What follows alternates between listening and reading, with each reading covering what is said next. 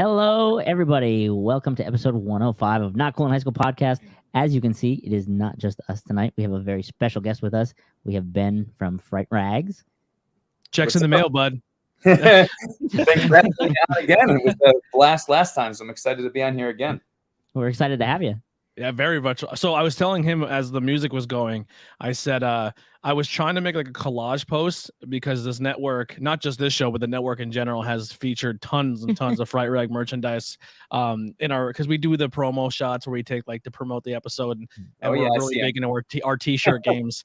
And I think I didn't even get like through season 3 because we have 40 years of doing this, and I think I was up to like 61 different shirts without repeats. Yeah, and that's only like 2 seasons. That's only 2 years worth. And it's crazy too because like after a certain point, like there may be like a random couple episodes in the beginning where I was just promoting something that randomly came up, but ever since it's just been you guys. Yeah, same with Bill. For the most part, if Bill's not wearing a beer shirt, he's 100% wearing a Fright-Rag shirt.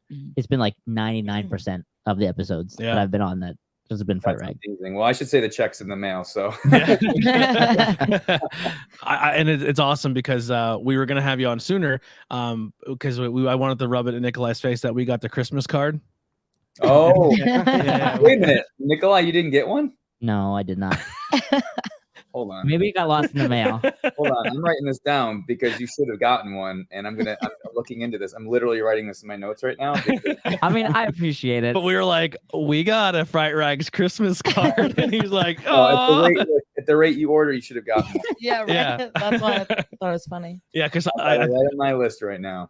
Nikolai orders a lot. And I think the past year, Heidi's been giving him run for money for us too. Honestly, Ben, after this weekend, you made it up. It's fine if the card, didn't. Well, no matter what, you're getting one, and I'll make sure you're on the list. But you should have been on just anyway. So yeah, I very much appreciate that. The beautiful thing about the card is it kind of gave a rundown to kind of what to expect for the entire year for Fright-Rags, and it's accurate. But you guys stuck some more stuff in there, which is awesome. We don't always reveal everything. It's hard. There's licenses we're still either in the middle of signing or opportunities and things that come up like after the Christmas card. And so it's by August of the year, I usually have every week of the next year planned out in some shape or form. Now that said, things move around all the time, and we're already not adhering to that exact schedule, but at least we have a blueprint for the coming year, so things always change. Right. Awesome. Well, you start going through your list. Well, I was gonna say, just while we're talking about like the Christmas card and stuff, it's funny because I actually have the Christmas card from 2 years ago. Still, I keep it out all year just because it's just something. We're fanboys. Yeah, that's awesome. But I have not gone through, like, I know I told you over the weekend and stuff, I went through all my shirts. Well, I did hit the 100 mark. What was the 100th shirt? So the 100th shirt. Now, this does not count any like pre-order ones, like the Valentine Bluff ones or any of that kind of stuff that haven't actually physically got here yet. Yeah. But it is Zombie versus Shark. Okay. Classic. See, you got 100 with a classic. That's awesome. Yeah. I was super excited too because the one right before that, I got the tie-dye Twilight Zone, and then the one for the episode where the guy like loves to read. I forget what the exact title is. Yeah. So I was super excited for that because that was a reprint that I was like dying for. I passed on it. I was because I was like I can't have that many, but like I had to choose. Yeah. And I went with the long sleeve, and I went with the spiral, him standing in the spiral T-shirt. And I was, but you got me the print of that, so I was like, all right, I can live with the print and not have the shirt because I had to get the other two. But that was a good line. The Twilight Zone was a great one. That was really, really fun. Thanks. I'm hoping we can do more with it before the license is up because I'm not sure if we'll be able to renew it, unfortunately, but we'll see. I hope. Is there any other maybe show or episodes that you're a big fan of that you would like to see make the cut? Oh man. I'm trying to think, again, the problem with Twilight Zone and with many licenses is we can't use faces, so we have to really be careful. Like there's a lot of episodes. What was the one? Like there's a couple of my personal favorites. I can't remember his name, but it was the pool shark one when he's playing pool. Okay. Yeah. I want to say Jonathan Winters, but I could be way off on that. And then there was the one, I don't remember who was in the episode, but do you remember the one where the guy bets another guy he won't talk for a year? And he cuts his tongue out. Yes. Yeah. Obviously, I don't even know, even with likenesses, how much of a shirt that would make, but those are the two ones that pop up to me. And then, of course, I'm going to forget the name. Is it Mulberry Street? Which the one I'm thinking of? Shoot, I can't think of the name of it right now. But I mean, there's so many, I can't even think of them. But the one that creeped me out the most was the one where the grandmother dies and she leaves back the toy phone for the kid, and the kid keeps trying to like hurt himself, and they're like, why do you keep like trying to jump off the roof or go in traffic? And he's like, grandma's telling me to, and he keeps picking up this toy phone. Yeah. At the very last shot, the mother picks up the toy phone and she hears someone breathing, and she's like, what is that? Like, yeah, that one always freaked me out as a kid. Yeah. Oh, and Talkie Tina too would be a good one to do. Oh yeah, Talking Tina would be perfect. Yeah. It'd be cool. The one shirt I was really tempted on getting was the devil slot machine, because yes. So we went to Vegas, and our big competition is mini golf. We battle in mini golf since we've started dating. I always lose, and she always loses. But we went and did Kiss mini golf, and I won, and they gave us passes in Vegas to go do mini golf, the Twilight Zone one.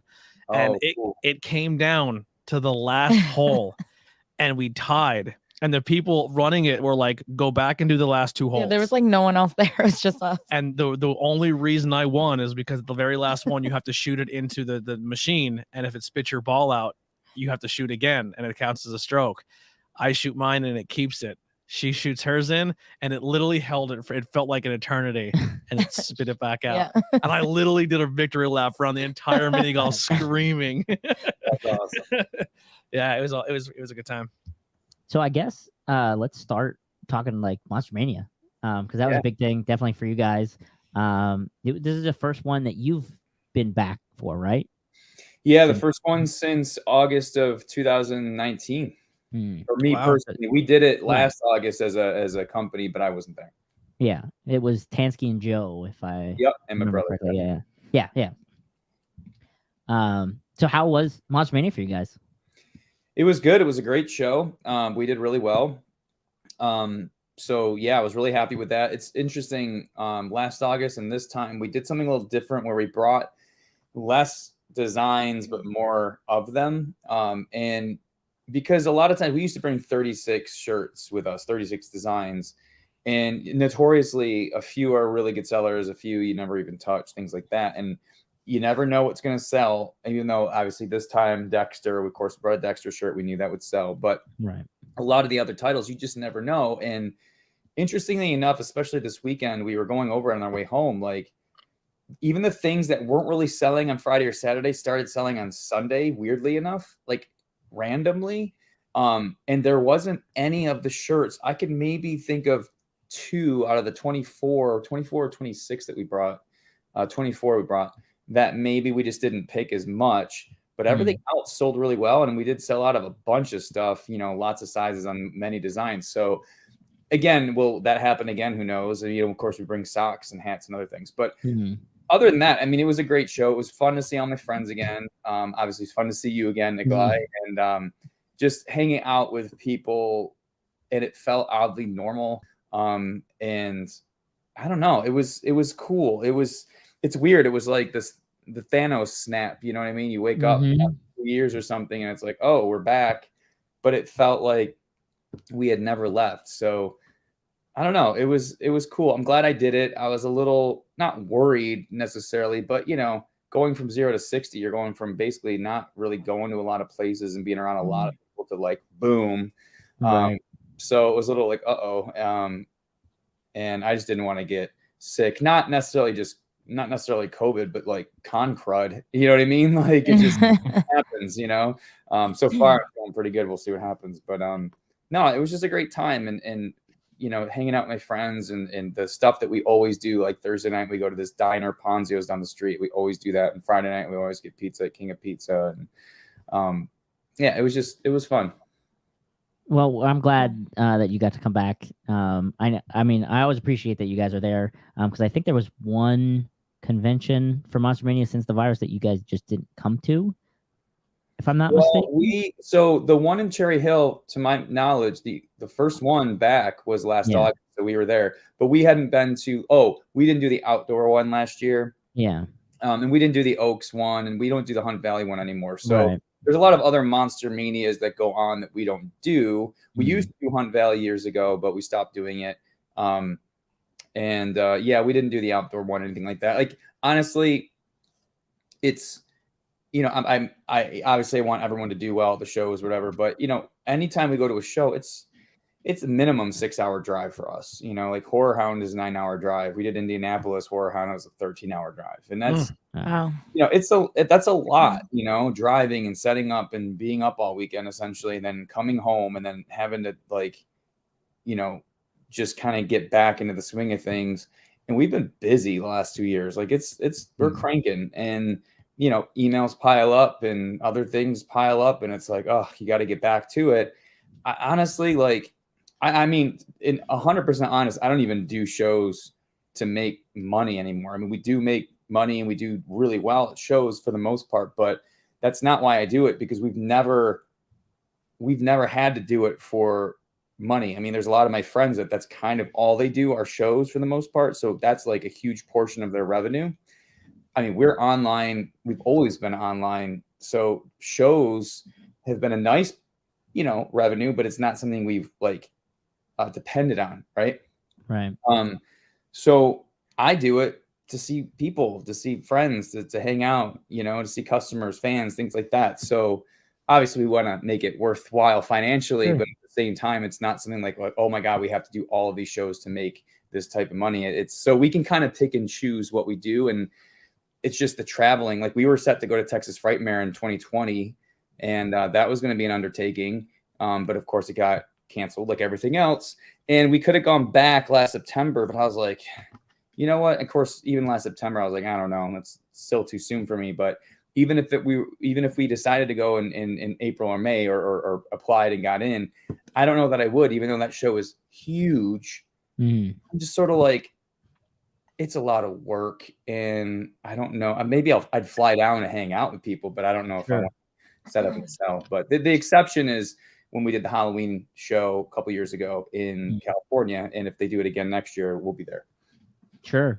So what is something like that like, where it's like something like a California show or a Texas show? Like, what's the prep that goes? Like, do you drive, or like, how does that all work for you guys? So for Texas, we were planning on shipping everything and flying, and we did that for California. So that presents other challenges. So to give you an idea what California was like, this was something. Now, again, this was the 40th anniversary of Halloween. There were, just so you know, we're 8 people on our team, as including myself.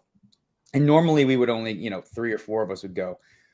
For the Halloween show, I said, you know what, screw it. Let's take everybody out, because there was like half the people on my team had never been to California, let alone to like Pasadena, where they filmed Halloween and stuff. And I was like, man, I want to bring everybody out. Let's have a celebration. I don't care if it's a complete loss for us. Let's just do it. So we rented a house in Glendale, which is about, I don't know, what was it, about 20-minute drive from the Pasadena Convention Center, because I figured it'd be better than getting hotel rooms. Let's get a whole house.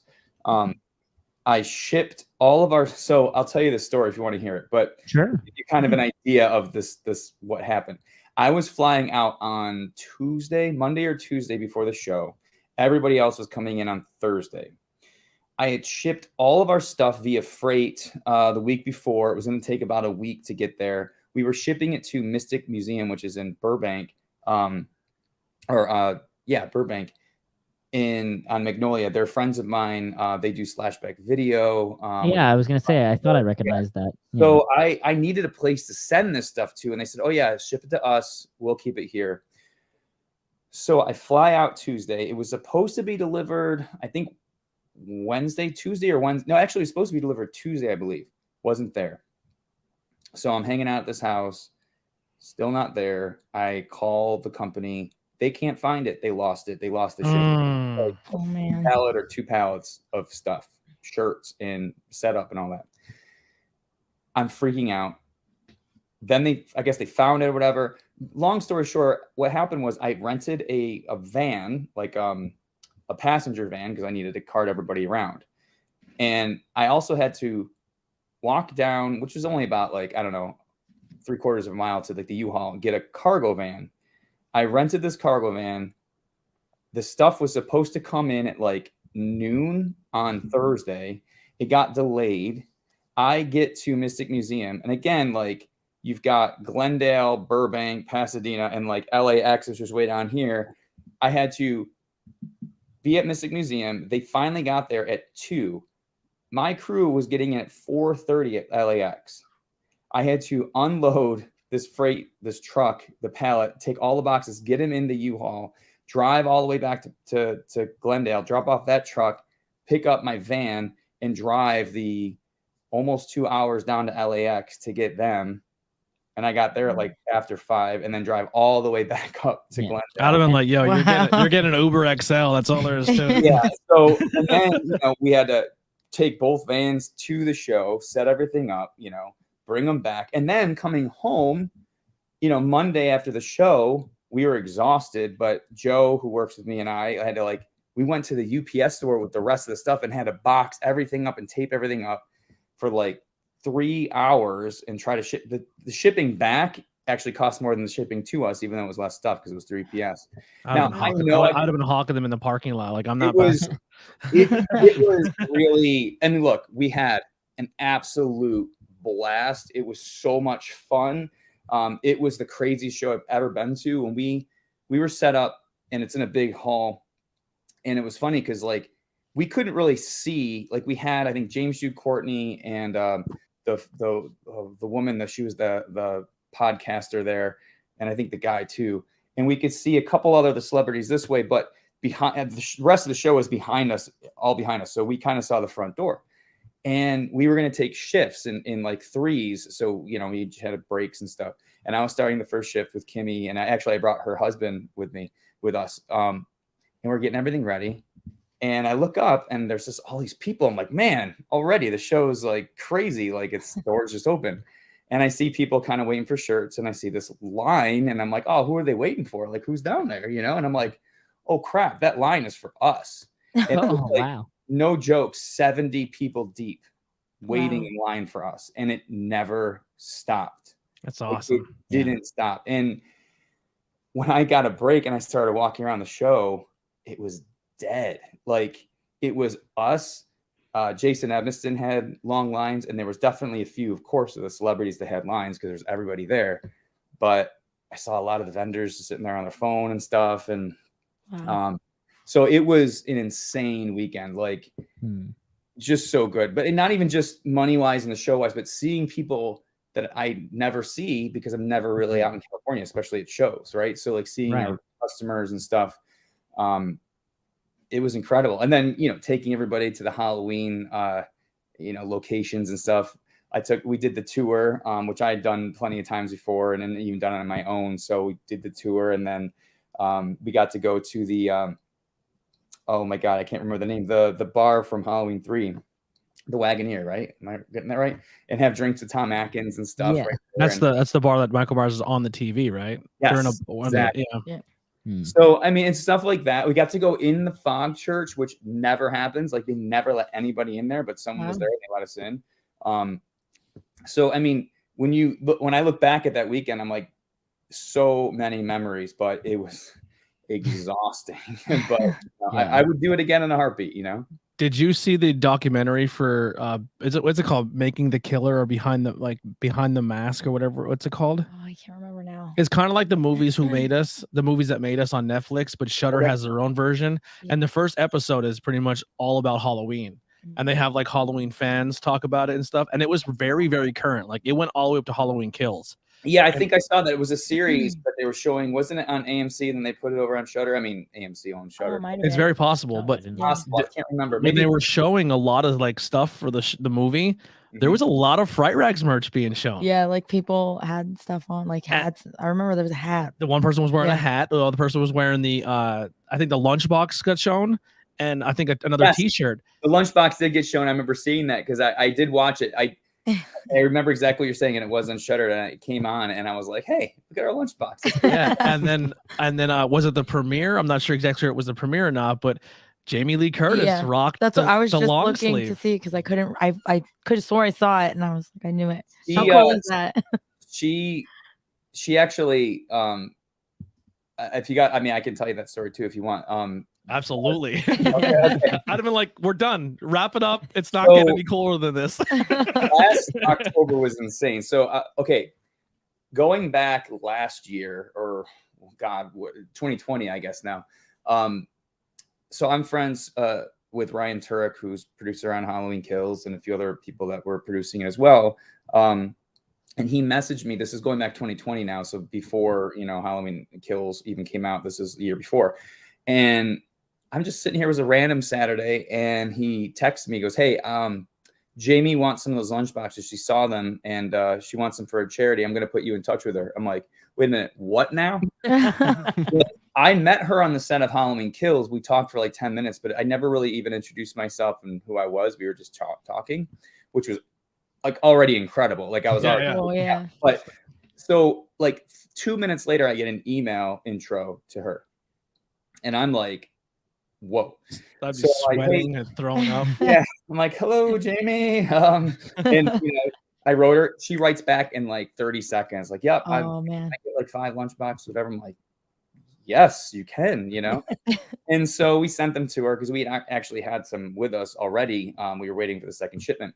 So anyway, year goes by, and we always have to send our licensor the studio samples and stuff. And we had been in touch with like James Hugh Courtney and David Gordon Green and stuff, and sending them stuff, whatever, Chris Nelson, things like that. But I'm like, you know what? I should maybe send Jamie some shirts, because leading up to that, I saw her on, I think it was the MTV Movie Awards. Wasn't she getting like a Lifetime Achievement Award or something? And she was wearing our Michael Myers face mask that we had done.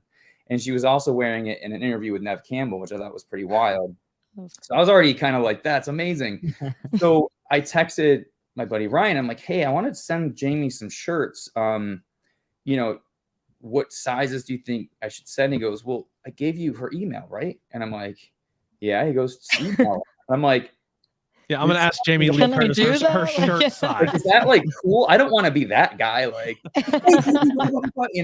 So I'm like, "Oh, okay." So I wrote her an email and sent her the images and stuff. I'm like, "Hey, I wanted to send you some shirts, whatever." I'm telling you, within 5 minutes, she writes back, "Yes, that would be amazing. Can you send me these?" And blah, blah, blah. And I was like, "Yeah, of course." So we sent them out to her. And then it was a few days later or a week later. It's all messed up in my brain. But she messaged me and she goes, "Hey, I'm wearing one of your shirts tonight at the Beyond Fest premiere of Halloween Kills." And I was like, "Okay, that's pretty amazing." And then I had a few people texting me that night, like with their phone, like taking video, like, "Look, she's wearing your shirt on stage." I'm like, "That's rad." And then the next morning, she has that shirt with her, like the t-shirt gun, standing on stage that she posted on Instagram. And I was like, and she was wearing our 2018 design. And I was like, "Okay, this is insane." I have chills right now. Like, so I'm freaking out. And then I think it was a week later, it was a Saturday morning again. I was checking my phone, and she's got this selfie of her in her bathroom wearing the Halloween Kills design that she was wearing. And I was like, "Oh my God," she just like posted on Instagram that she's wearing our shirt. That's crazy, like freaking out. And I like wrote her, I'm like, "Oh, thanks so much for wearing the shirt. That's so cool." And people were freaking out. Later that night, I was out with my wife. We were out with some friends. We were actually doing a screening, our Saturday Night Rewind screening of Night of the Living Dead. And so we're sitting there before the show, and I checked my phone. And people were texting me on what was going on. They're like, "Did you see what Jamie Lee Curtis posted?" I'm like, "What?" She actually emailed me before that, and I didn't get the email yet because I hadn't checked. But she's like, "Oh, check out what I'm doing tonight or whatever." And she sent me the picture that she posted on Instagram that people were freaking out. And it was her, Demi Moore, Melanie Griffith, Paris Jackson, and like a few other people all wearing the Halloween Kills long sleeve. Yeah. And I was like, "It's over. You can just end it now. Put the period on it. We're done. I'm walking away." Right? Like on the band of the Titanic, just wrapping up the cords. Yeah. Time to. That's so that cool. night I got home so we were already getting low on that shirt anyway. And we were all slacking each other, like the team and I, and we're like, "We got to put this thing on pre-order. Everyone's seeing it. They all want to buy it. Like, we can't be running out now." And like, we just sold enough, and we had already sold like a ton of them like leading up to that anyway, but this was just another jolt. And she would like, oh, and like, so the next few days I was getting my oil change, and I was messaging her because we had to send her some more shirts, and she's like, oh yeah, by the way, could you send, here's my FedEx number. Can you overnight a couple shirts? I have a party to go to this weekend, and I'm going to see Greta Van Fleet. I want to give them some shirts. I'm like, yes, and so, so it was really wild. And she's super cool. I mean, it's not like we were, hanging out and talking. So when does the Jamie Lee Curtis Fright-Rag official shirt come? That would be amazing. I mean, who knows? But as we talk about this, Jamie's over your left shoulder in a closet right now. Yeah, right. Yes, it literally is. Yeah, right. Yeah. So, and right there too. Oh, there. Yeah. So it was really cool. I just an amazing experience, and she's super cool. I mean, what you see is what you get with her. Like there's no pretense there. I mean, she even like messaged me this emoji, like a fist bump emoji. It was so cool, and I was like, how cool is this? Like just super, super cool. So I'm really excited, and especially Halloween Ends coming out this year and stuff that we're gonna do for that. So yeah, man, it's honestly, I mean, I'm a Halloween fan. You see my shirt, you see my posters, blinking out of a Halloween glass. I mean, this is not like it's not lost on me how incredible this is, and I don't take it for granted because I still can't believe that it happened. I just try not to think about it too much because it's almost like, did that really happen? Quick side thing here. Just I want to pose it around the table and to you as well. Every horror movie franchise, right? The main killer, the main guy, the main villain is like the staple, but like Jamie's the GOAT when it comes to the counterpart to that. Like she's almost as big, if not bigger, than Michael. And I think there's only one other movie where a character can come back after a long franchise and make an appearance and they would pop, and it's Nev in Scream. Like I can't say Nev Campbell. Yeah, I agree with that. Like Nancy and Nightmares is up there, but like I don't think it's Jamie Lee Curtis, Nev Campbell level. I don't think No. Yeah. Like when she came back for H2O, people were like, "We're back. Halloween's back." I mean, like she's iconic, man. She's the best. Yeah. Yeah. When that hit Instagram, we were like in our private chat. We're like, look at that. Like what you're saying you were getting, we were sending to each other because like even we're not employed, we're team Fright-Rag. Appreciate it. That's awesome. Yeah.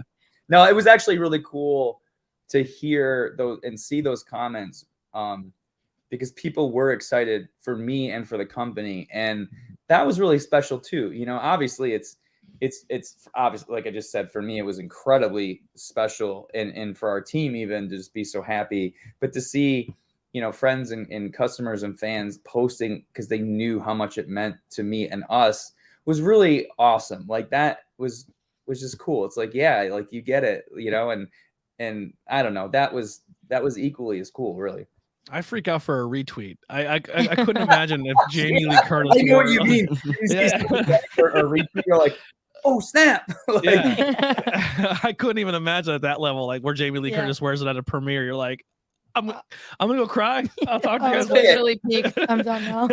See stuff like the people who order from us or things like that. Like certain things come through, and it never gets over. Like, did you just see who ordered from us? Like, I was gonna ask that. Do you ever see like a name come in or an address and you're like, is this who we think it is? Is it real? Yeah, like Frank Darabont, John Landis, James Wan. I mean, we've gotten a lot of people. Wow. And it's weird because like I personally don't see all the orders anymore. I just, unless I went hunting for one, I don't look at them. I mean, I'm not looking at every individual order, but like Jess and Heather and Eric, they see them all and I'm sure like they're awesome about like, oh, this person orders all the time. Like they can out of their head, like I can look up order histories and things like that, but they're like, oh yeah, that, Nikolai, yeah, he's ordering all the time, like it's funny because like names in their head.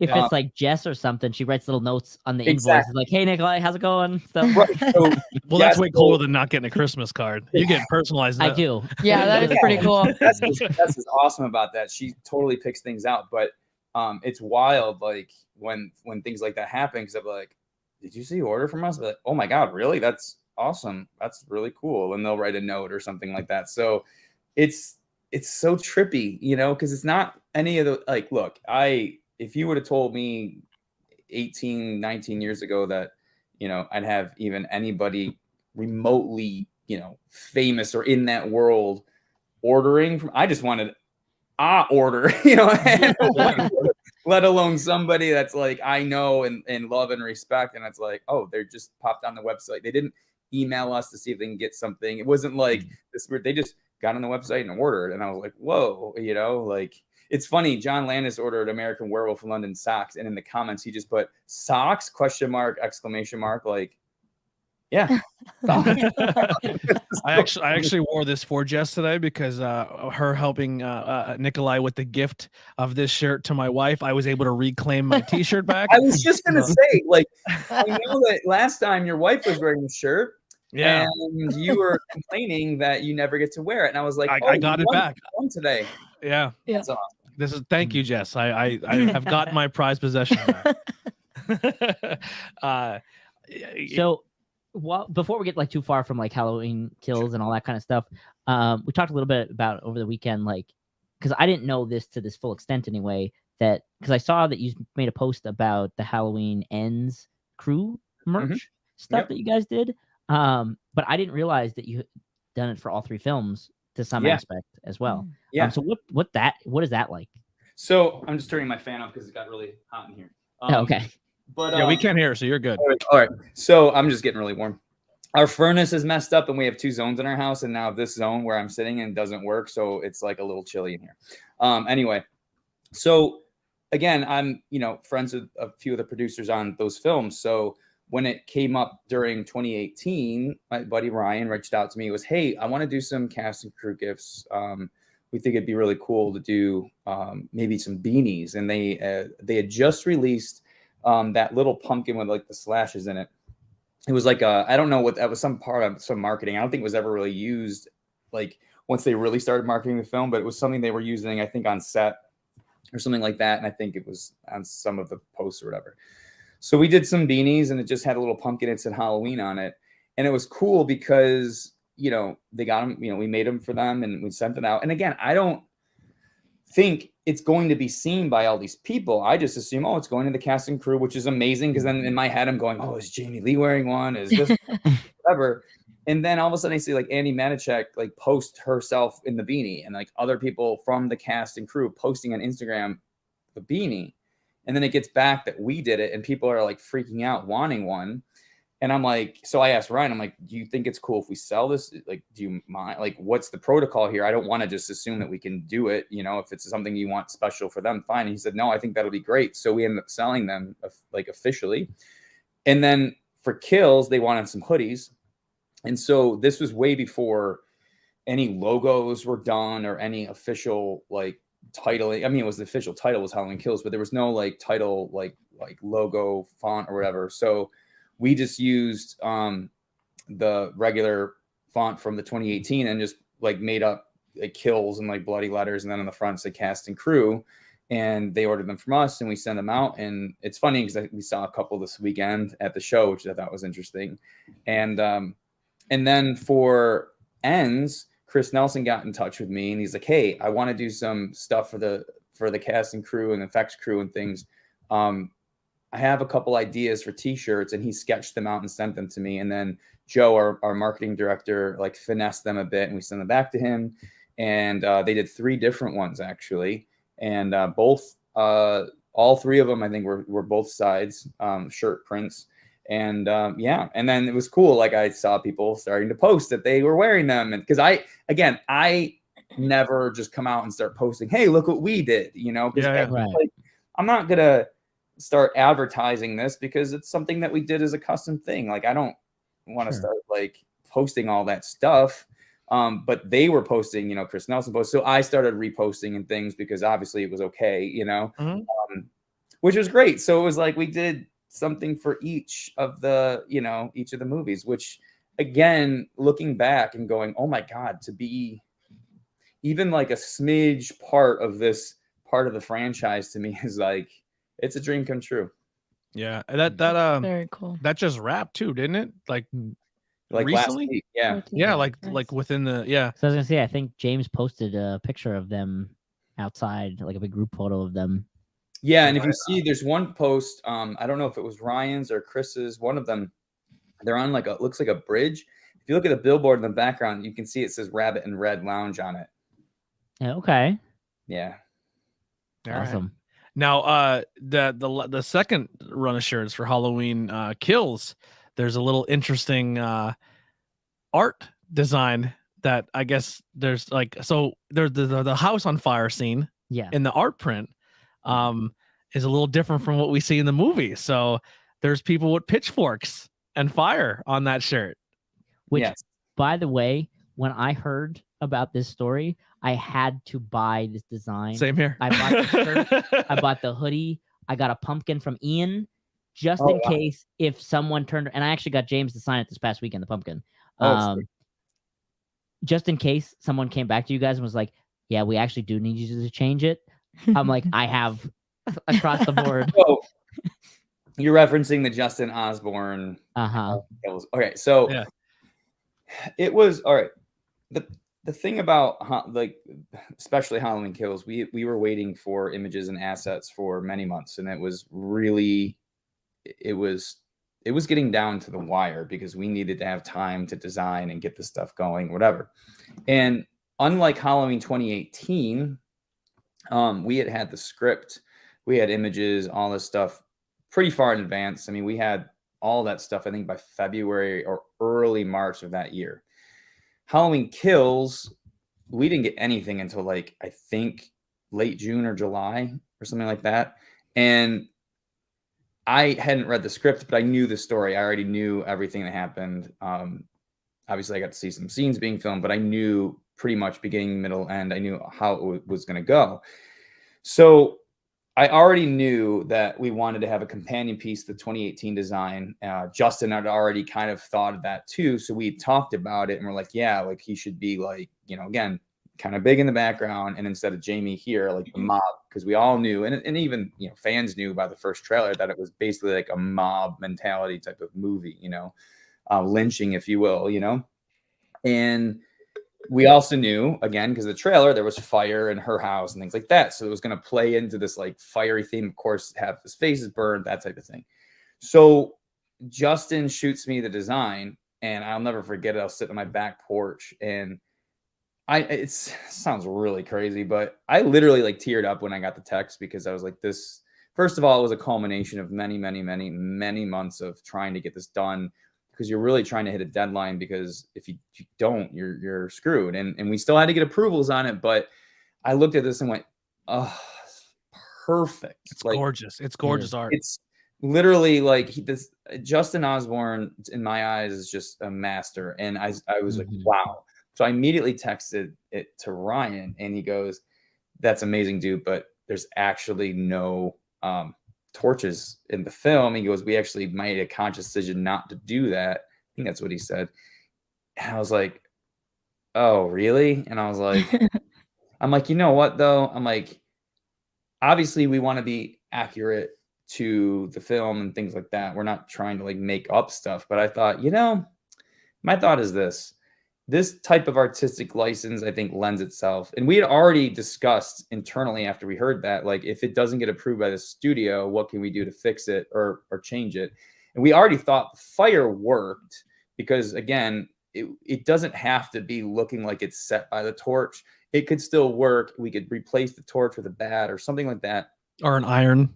Yeah, I was going to say, yeah, exactly. I think it would still be okay, but I really loved this idea that it was his torch that was sort of setting him ablaze artistically, if you will. Maybe not actually, but like there was a link there compositionally. And because you can really see the bright ember of the torch, and it really does look like it's igniting him. Again, artistically, not like physically, he's right there. You know what I mean?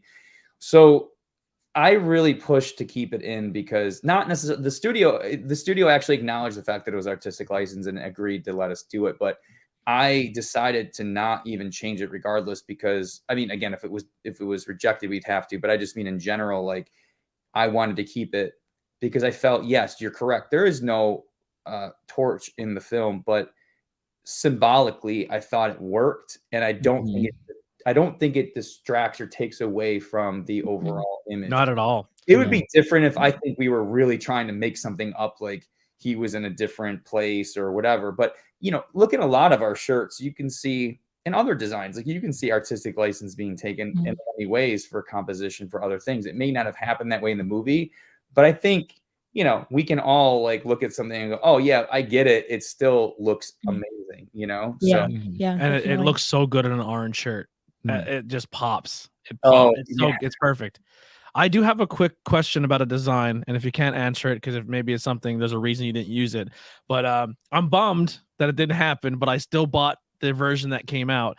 But I really liked how you guys were doing that cartoon version of like the I believe Stephen King and the George. I missed the Stephen King one. I'm bummed, but the George Romero one, and then my favorite Savini, and I thought that cartoon and it just been just like the Romero. And then when the shirt came back out again, it was more of the realism. It was still perfect, but what made the change there? So that was 100% my fault, and this is what happened. So what happened was I got in touch with Tom, and I've talked to Tom on many occasions in the past, you know, here and there. And I wouldn't say like I knew him or like we were friends, but it was just like I've talked to him, you know, and I always. Like in this instance, I kind of reintroduced myself in case you didn't know. You know, I'm not going to assume anybody knows me, even if we've talked. So he agreed to yeah, like let's do it. Let's do the shirt because I wanted to get his permission because it was for his birthday, and I again I knew how to get in touch with him, so I wanted to kind of, you know, make sure it was, you know, cool. And what happened was we had Nate Milliner working on it. And I really liked it too. And we were already doing some internal changes. And in all honesty, you know, things happen. We're busy. A lot of things are coming through, you know, other designs, other projects, delays, just tons of stuff. So I emailed Tom and I never heard back from him. And then I emailed it again. I emailed it several times to him. And I think somewhere along the way, I never got a response back from him. But somewhere along the way, I assumed, if you will, that it was okay. And so that was my bad. I should have gotten a physical, like, yes, that is good, right? But it was a combination of I didn't think he really like cared in a way, in the sense that, you know, okay, you know, go ahead and do it. Like you got my blessing type of thing, right? Yeah. And it was more of like in my head, wrongly so, was like a courtesy. Here's what we're doing, as opposed to, are you okay with this? Do you know what I'm saying? Mm-hmm. I never guess I thought that that's what he wanted. Secondly, again, things happen. We're planning things and it goes by the wayside. We already had the design done. I didn't really think to go back and triple check or make sure we, you know, oh, is this cool type of thing. So we announced it. And as soon as we did, I got a message saying, hey, I never approved this design. I was like, oh, what? Oh, crap. You know what I mean? And it was hard because I think it was just a miscommunication. And I take 150% of the responsibility on that one. It was my bad. And we got in touch with each other and we're talking about it. And he was fine with it. He just said, hey, I really would rather use this piece, which was on, you know, the documentary. And I said, hey, as long as you own that piece of artwork, that's fine with me. You know what I mean? I don't want to, you know, if it was, and he said, yeah, I commissioned it. I'm like, okay, great. Cause, you know, sometimes people assume they might own something and they don't. And again, I didn't think that was the case, but at this point I was like, oh my God, are we going to be okay? And here's the thing. I loved Nate's, and of course it was, you know, in keeping with the style that we've been doing with all the other. Fit that theme. I hope that still is a thing later where you keep that theme and keep doing other. Yeah. And that's what we do, you know, but I also, in all honesty, I really do love, the one that he wanted to use. So they're both beautiful. Yeah. Yeah. I have no problems with it. And I understand and respect what he meant by that. And that, again, that was my F up, like seriously. And I felt awful about it. I didn't want to think I was trying to screw him over or whatever, you know, that was not the case.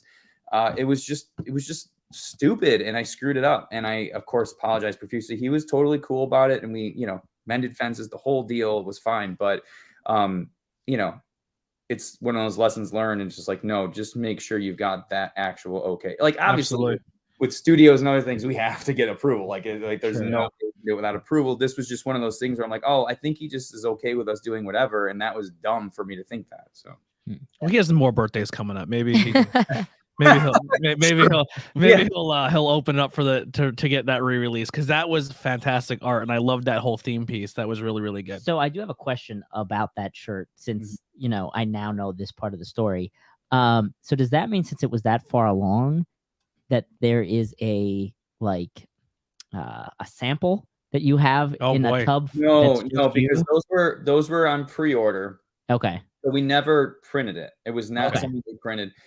I see what you're doing there, Nikolai. No, I don't want it. I just figured that he might have it. You're right. Like, honestly, like if it were another situation, that could have been bad, where we printed something. Like, look, it's happened in the past where we've printed something and it wasn't approved.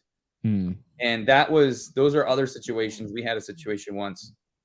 This is actually interesting. We had a design. I'm not sure if I should say the title. It's hard to say. And I'm not going to say that. And I'm not going to say the title of the studio, because it's one of those things. Basically, we had a design for a title that we've been doing shirts for right along. It's not like anything, and it's not Halloween or anything, but we had done, I think, two or three shirts for this design.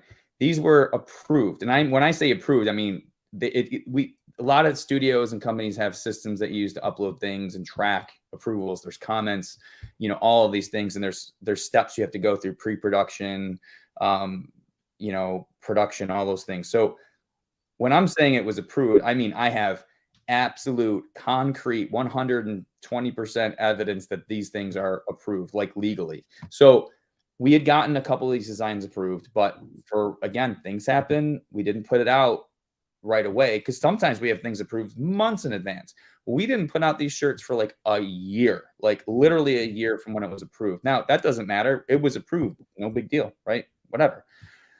It was just our scheduling and stuff. We put out these shirts, announced them, printed them, started selling them, and I don't know, a day or two or a week after release, get an email from them saying, "What are you can't do this. They're not approved." And I was like, "What?" And I talked to Tansky, our production manager. I'm like, "These aren't approved." He's like, "No, they're approved." And we went back in the system, and sure enough, I mean, we took screenshots and we're like, I mean, it says approved here. There's what else? I don't know what else. This is what that means. There's no question here. It's black and white approved. And I told them back, I'm like, "Sorry, these are approved." They're like, "You can't sell these." And I'm like, "We are selling them. What? I don't understand. What do you want us to do?" Well, we had to come to a sort of a compromise. We had removed them from the site, and we were compensated in other ways. But it was like, are you kidding me? Somebody on that team kind of screwed up a little bit. And again, it wasn't our fault. We were in the right. Yeah. But of course, I understand things happen, and we were fine to take it down, whatever. But and they did make it right by us. So I again, everything worked out. But it's did those shirts ever hit customers? Yeah. I think we sold, I don't know how many we sold, but we definitely sold a few for sure. I was going to say, there's the holy grail Fright-Rags shirt right there. He's going to rack his brain trying to figure out. Maybe I'll tell you off air. Yeah. Okay. I mean, you guys definitely ship super fast. Oh, yeah. I placed an order at 10 in the morning when they go live, and I already get an email maybe by noon saying, "Hey, this shipped out, expected Friday." I'm like, okay. It's funny. Obviously, I have a great team of people that work with me, and that was happening during the pandemic too. Mm-hmm. Yeah. Well, it was, Heather, Jess, and now Eric, who's part of our team. He joined us late 2020 part-time and then full-time early last year because we were just so busy. They are on it. There'll be times where I'll, if I'm at the office on release day or whatever, and Jess is like, "Come on, let's go. 10 o'clock. Here we go. Let's go. Let's go." He's waiting. And then the first batch of orders kind of flood in. It's like, "Let's burn them. Let's go." And they're off to the races. And I love it. Look, Nikolai and Heidi are flooding us here. Yeah. They want to get this stuff out as quickly as possible. It's amazing when you have people on your team, and I'm speaking for everybody that works with me. You don't have to motivate them. I'm not sitting there going, "Come on, guys, let's go." Everybody's intrinsically and internally motivated to get things done, to get stuff out. So or just to do their jobs, to do their work. Like, it's not like I'm like, oh, come on, like, let's go. So all I have to do is sort of direct and like, you know, steer the ship, and everyone's doing their best. And that's amazing because, you know, I've worked at other places where I've had people and like I worked at a company years ago where we had a shipping department, and there was literally like one person back there, and he just didn't care. You know, he'd ship a few things wrong and he'd get told, and he's like, oh, okay. It was like, what? And so, you know, they care so much about what they're doing that I don't worry about it. You know, they're on it. I literally don't even think about it. Like when we have a release day, I'm not thinking, is everything going okay? Are they shipping okay? Like, no. Like that is like the farthest thing from my mind when we release stuff. So, cause they're on it.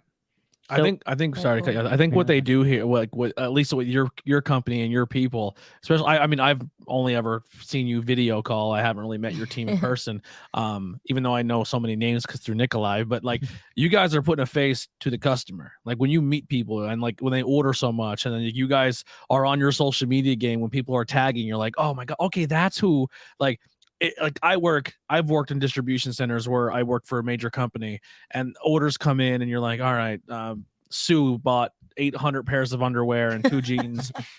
All right, get out the door, Sue. Next one, you know. Right. But I feel like your team is like, oh, like you said, it's Nikolai, and she writes a little note like, hey, you know what I mean? Like, you guys are putting that face to the customer, and it's not just us, it's worldwide. And I think that's what makes your company stand out more than any other company. And the fact that you guys are so passionate about not only the product, but the movies and the franchises and the reasons that, like, because anyone can go and put a t-shirt online and be like, wait till they get the cease and desist, and then they made their money and they're done. But you guys take those steps to like, we want to make sure we do it right. We want to make sure people are into it and everything like that. And then like your customer support is amazing. And I think that's why Fright-Rags is the way it is because of you and your fantastic team. And to be honest with you, like, I've gotten to the point now, like, where I'll see a design or something like on the shelf for like just a random horror thing, and I'll be like, people will be like, oh, don't you want that design? I'll be like, I do, it's cool, but I'll wait for Fright-Rags to do it, like, to kind of like pull myself back, because I'm like, no, you guys are it at this point. Unless it's like some random movie that like there might be like a 1% chance that maybe you guys would do it, then maybe. But like, if I know it's something that's pretty high on the list of like, if they can get the rights to it, it's like, that's why I won't buy Nightmare on Elm Street shirts, because I know the minute you guys can get rights to it, you're gonna flood it, and I'm gonna buy every single thing. Believe me, I'm trying desperately. You know, Robert Englund will be at the next Monster Mania. I'm just saying. Yeah. Well, I mean, listen, it's not a matter of look.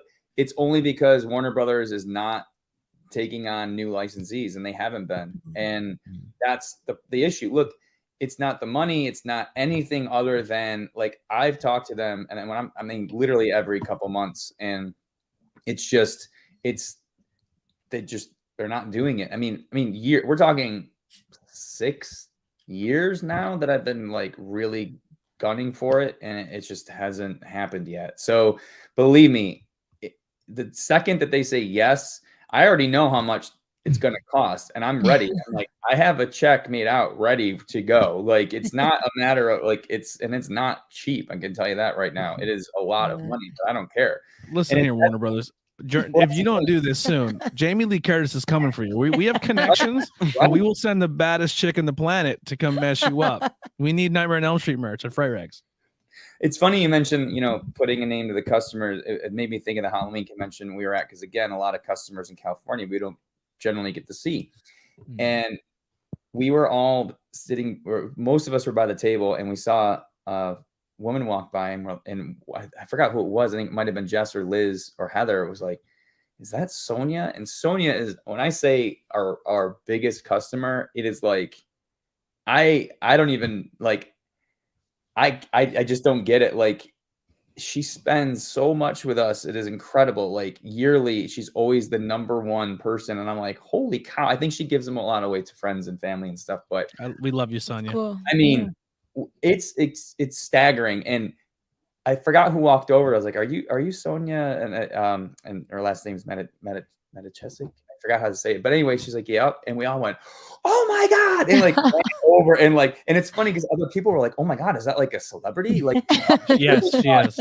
And we were like, yeah, she's a celebrity. And like, we're hugging her. And it was this whole thing. And it was like, and she didn't approach you guys like, hey, like, no, I don't know if she had, I honestly don't remember how it worked out. I don't think she had approached our table yet or anything.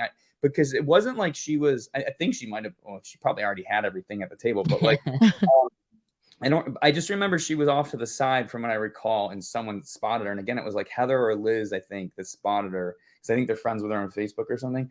And they went over and asked or whatever. And it was just like, we were freaking out. Like I think people that were not at the table, like we were texting them, like, come back to the table. Sonia's here. Like, you got to meet her.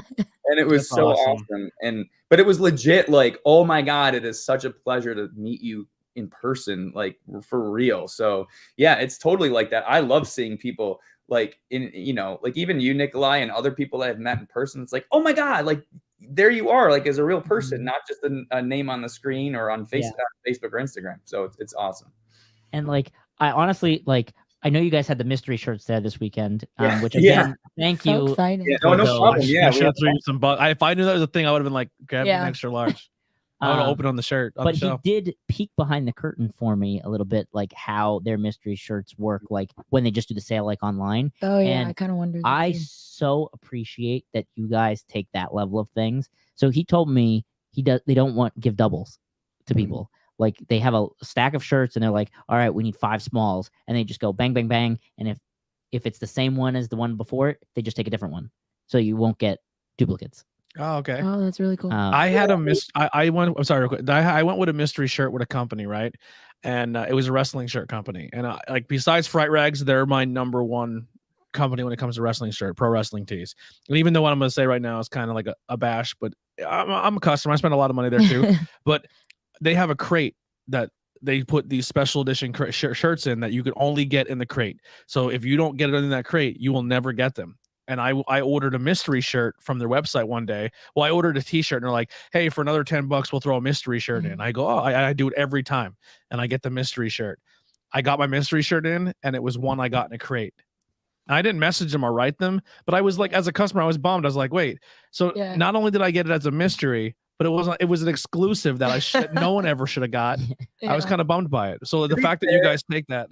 Well, I was just going to say, to be fair, we've done that in the past where we've actually said this, like when we market it, like we've also included some like limited editions and stuff, because here's the thing. What are you going to do with a handful of shirts that, and I can't speak for pro wrestling tees. I can only speak clearly, but like, look, in the past, I should say, when we've done specific limited editions, and we don't do that as much anymore. Like there are certain things that we have done in the, I'm trying to think more recently, but I would just have to go back actually a few years now when we, Midnight Madness or other things that we used to do that were really limited, Yeah. Look, you're always going to have dregs of inventory laying around. And when you do a lot of that, they add up. And look, when we've ever done Tea of Mysteries, the percentage of those is so small compared to everything else that we've done. So just in my experience, we've done that, but we've always said, hey, there could be some limited editions mixed in there. Yeah, maybe they did. I just didn't read it, but I was bummed I got the same shirt twice, but I was also like, oh, okay. Like if I was someone who'd missed that crate and got it, I'd have been pumped. Sure. But yeah.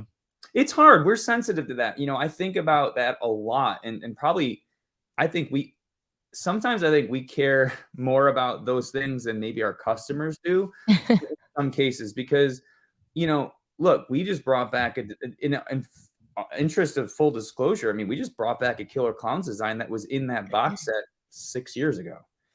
And we brought it back, and I would have never have done this. We're very sticklers. And look, sometimes I justify something and someone on my team will be like, no, we can't do that. And I'll be like, really? And they'll make an argument. I'll be like, yeah, you're right. We shouldn't do that. You're right. And we won't do that. In this case, I was kind of looking at things and I was like, this shirt is badass. Like really, really good. And I've only made this exception, I want to say once, maybe twice in all the years. And I think the other one we did was the Chucky shirt, but we put it on blue instead of black. We did that with Texas Chainsaw Massacre, where we put it on a light blue instead of the black because that was in the box set. So we've done things where we've changed the color up so it is different.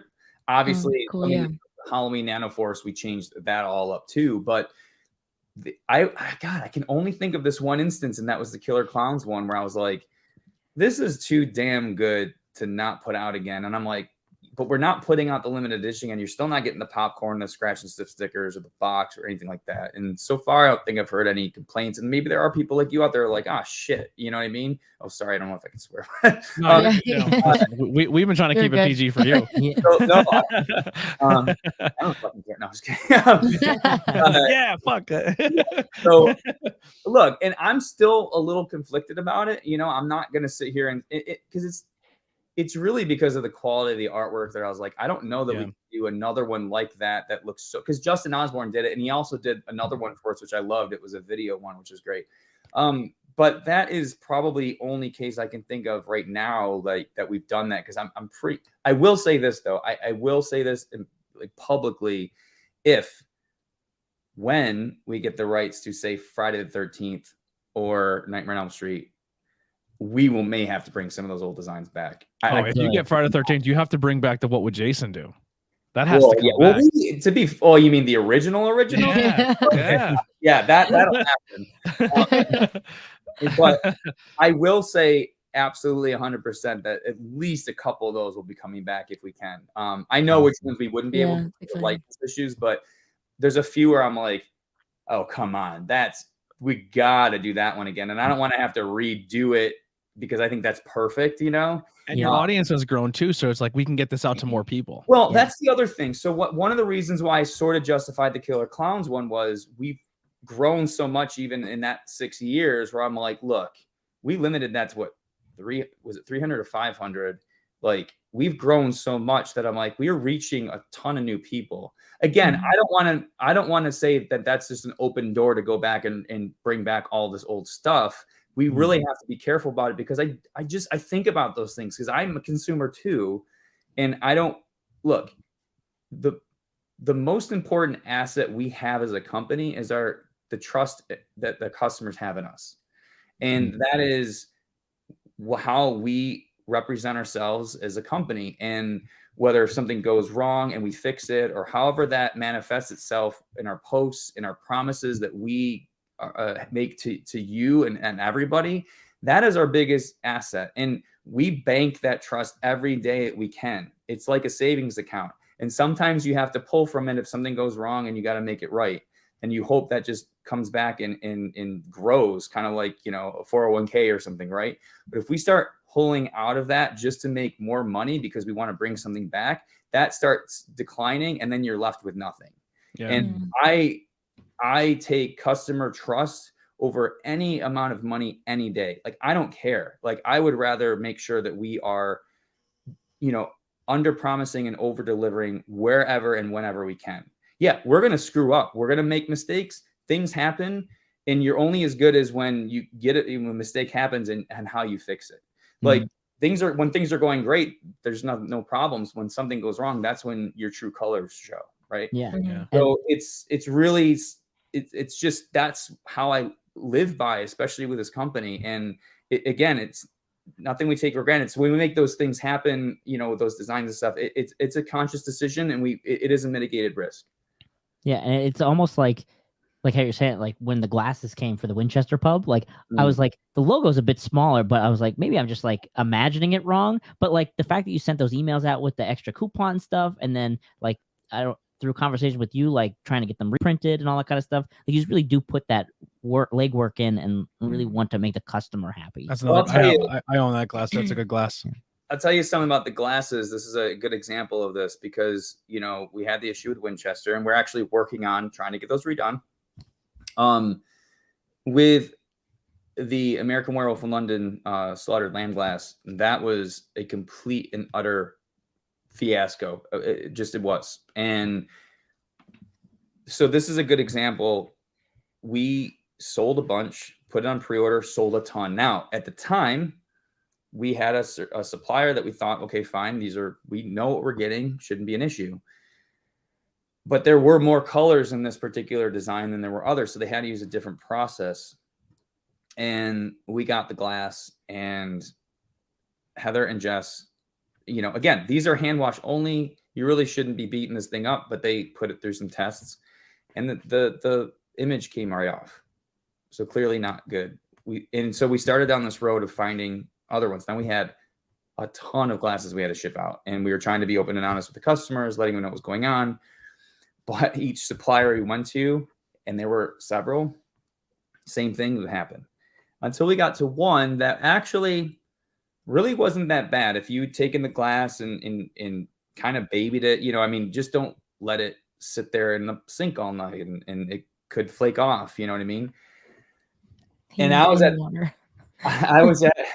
at my wit's end at this point because we had so many customer orders to fill. And I thought, and again, this has nothing to do with the money. It all had to do with integrity.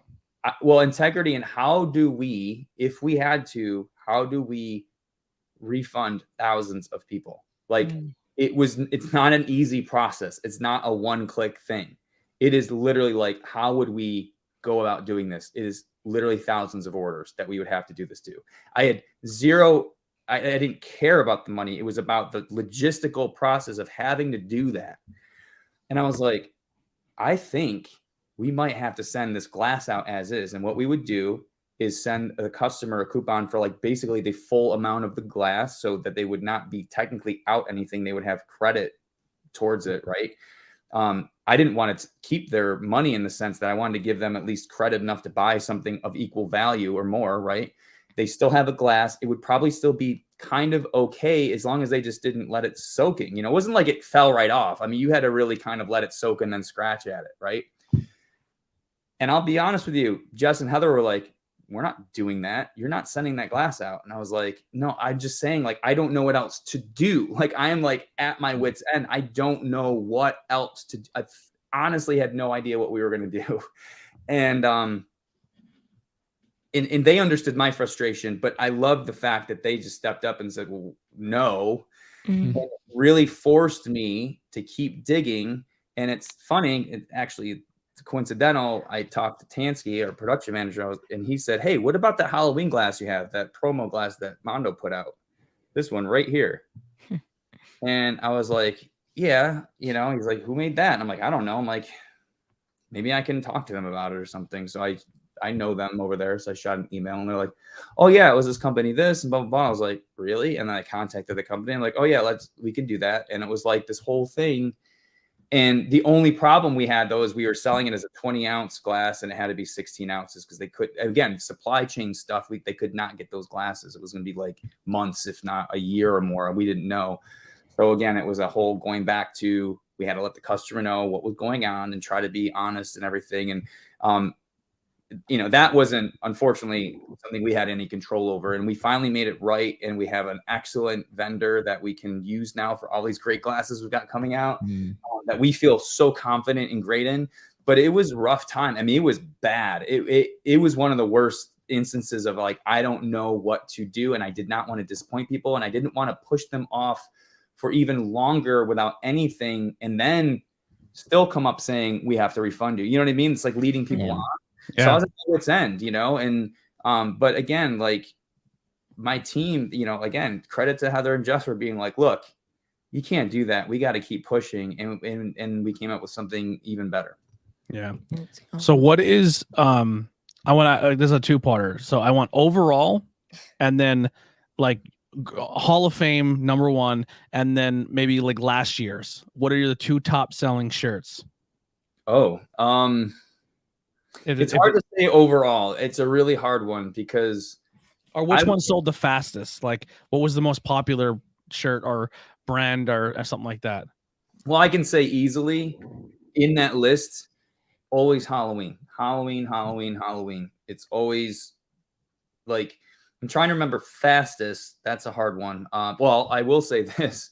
I don't know if it was the fastest, but last year when we did the thing in March, holy crap. Like we did the thing back in 2017, which sold amazingly well. It's funny. We were all snowed in that day. So we were all at our respective homes. We couldn't come into the office, and we were very fitting. What's that? Very fitting. Yeah, it was fitting. It was like one of our biggest days ever as a company. I was like, whoa. And then when we re-signed with Universal, they said, yeah, we don't have the rights to the thing anymore. And I'm like, what? Like, are you kidding me? So we dug around, found somebody who apparently owned the rights, but then they never got it. It was a whole thing. And then when we had to re-sign with Universal, I asked, I said, what about the thing? And they said, oh yeah, we've got it back now. I'm like, oh my God, thank God.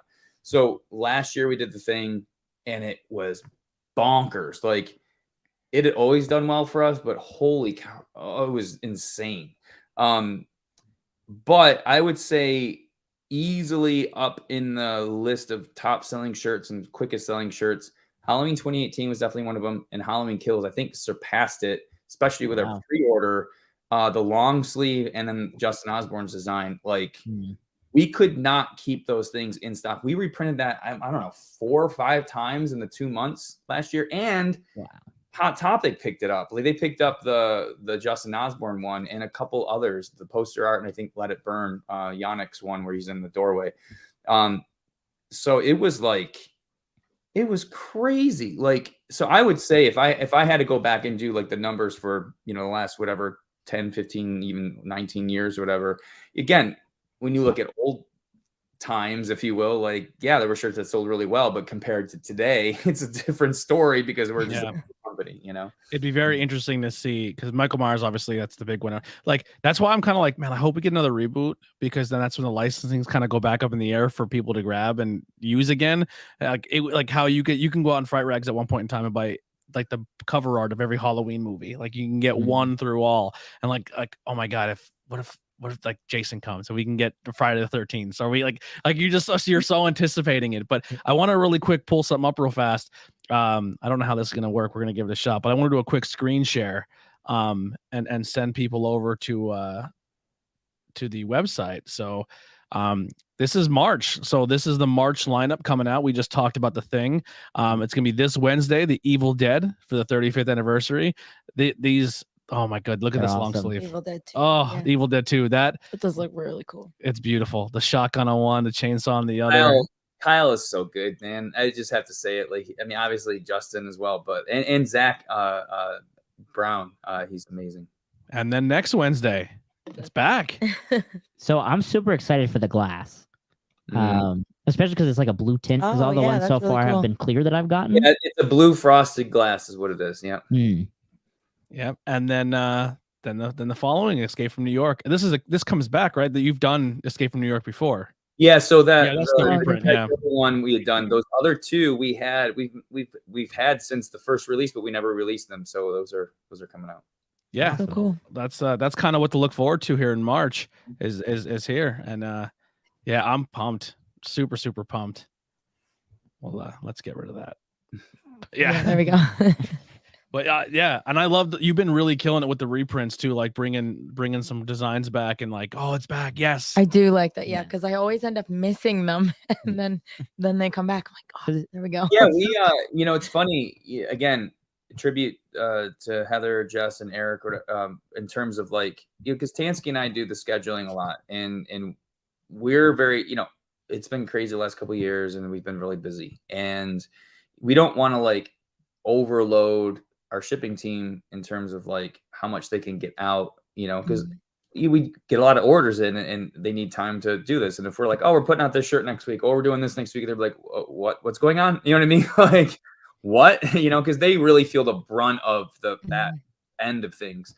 So we have an open communication, and they'll just be like, hey, if you're thinking of any reprints, go for it. We've got the space, we've got the time, we can slot them in here. And so that'll help us sort of go through our schedule and be like, oh yeah, let's do some reprints. And then we go, okay, what are the requests looking like? What have we haven't done in a while? What, maybe we renewed something or we did something where, oh, we should probably bring that in and start, or we have a collection come out later in the year, but hey, we've got a few of these designs already done that were already approved from our last release. Let's, we know those are popular. Let's throw those out there. So like Shopping Mall was one of those where we hadn't done it in a while. We had renewed the rights to that one. I was like, oh, we should just reprint at least like a flagship one for now, and if we do some new stuff later on, cool.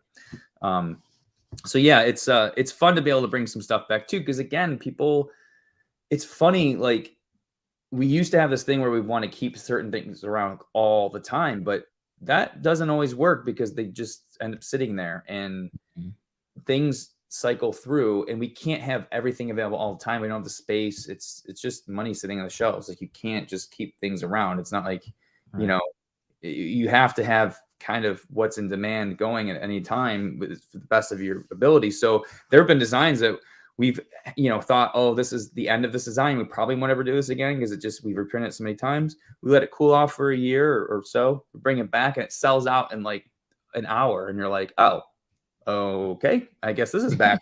So we can never. You're doing variants with the long sleeve and the tie dye and like adding more. I'm loving the tie dye. Yeah, it's definitely cool. Yeah, we thought, other companies have been doing it. We knew, and it wasn't just horror, but we've seen tie dye kind of become more popular over the last year and a half. And here's the thing: it took us a little while to get into it because I didn't want to just do the same thing that I've seen, other people do and things. And yeah, it's tie dye, so it's going to be same, but I was trying to think of different ways we can enter it a little bit. And, we've got a really cool one coming up. Is it, I think next month? Yeah, it's next month. I actually just got a message from my printer because they were working on it because they do it all custom at their shop.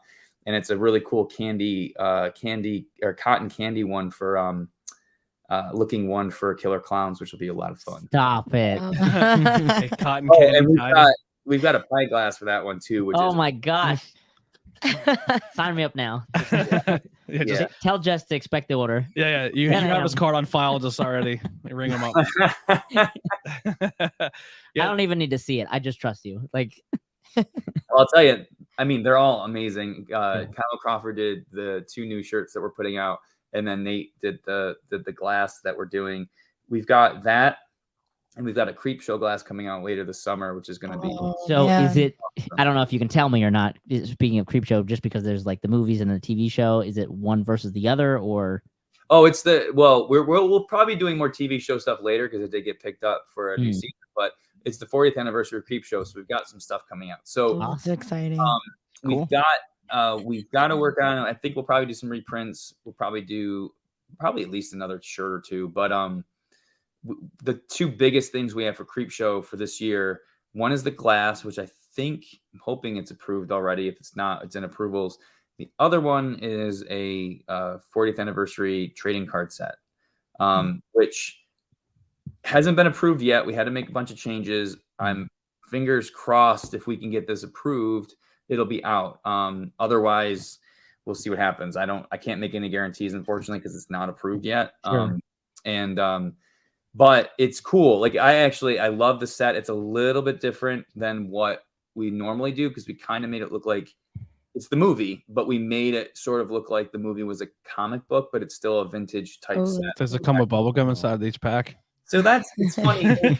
We literally get that every time we do trading cards. And the problem, look, we wanted to do that, of course, but there are certain FDA regulations that you can't do that anymore. And I know it sucks, right? Like they take the fun out of everything, right? So the guy that does our card, it's literally like one in the entire country that can do wax packs. He used to make these pink foam pieces that he would scent as bubble gum, and he would write on it like "Do not eat." But I was like, I don't even want to.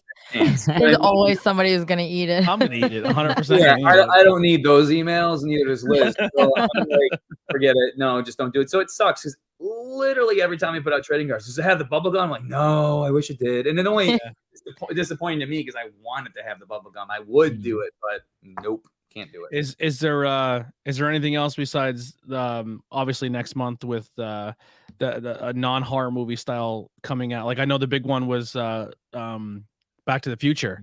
Is it, without giving anything away, is there any exciting things like that coming down the pipe? Oh, yeah. So this summer we've got, it's the 40th anniversary of E.T., which is probably my second favorite movie of all time. So we got more E.T. stuff coming out. Awesome. We're doing more Back to the Future. We're going to focus on 2 and 3. We're doing Bill and Ted's Bogus Journey.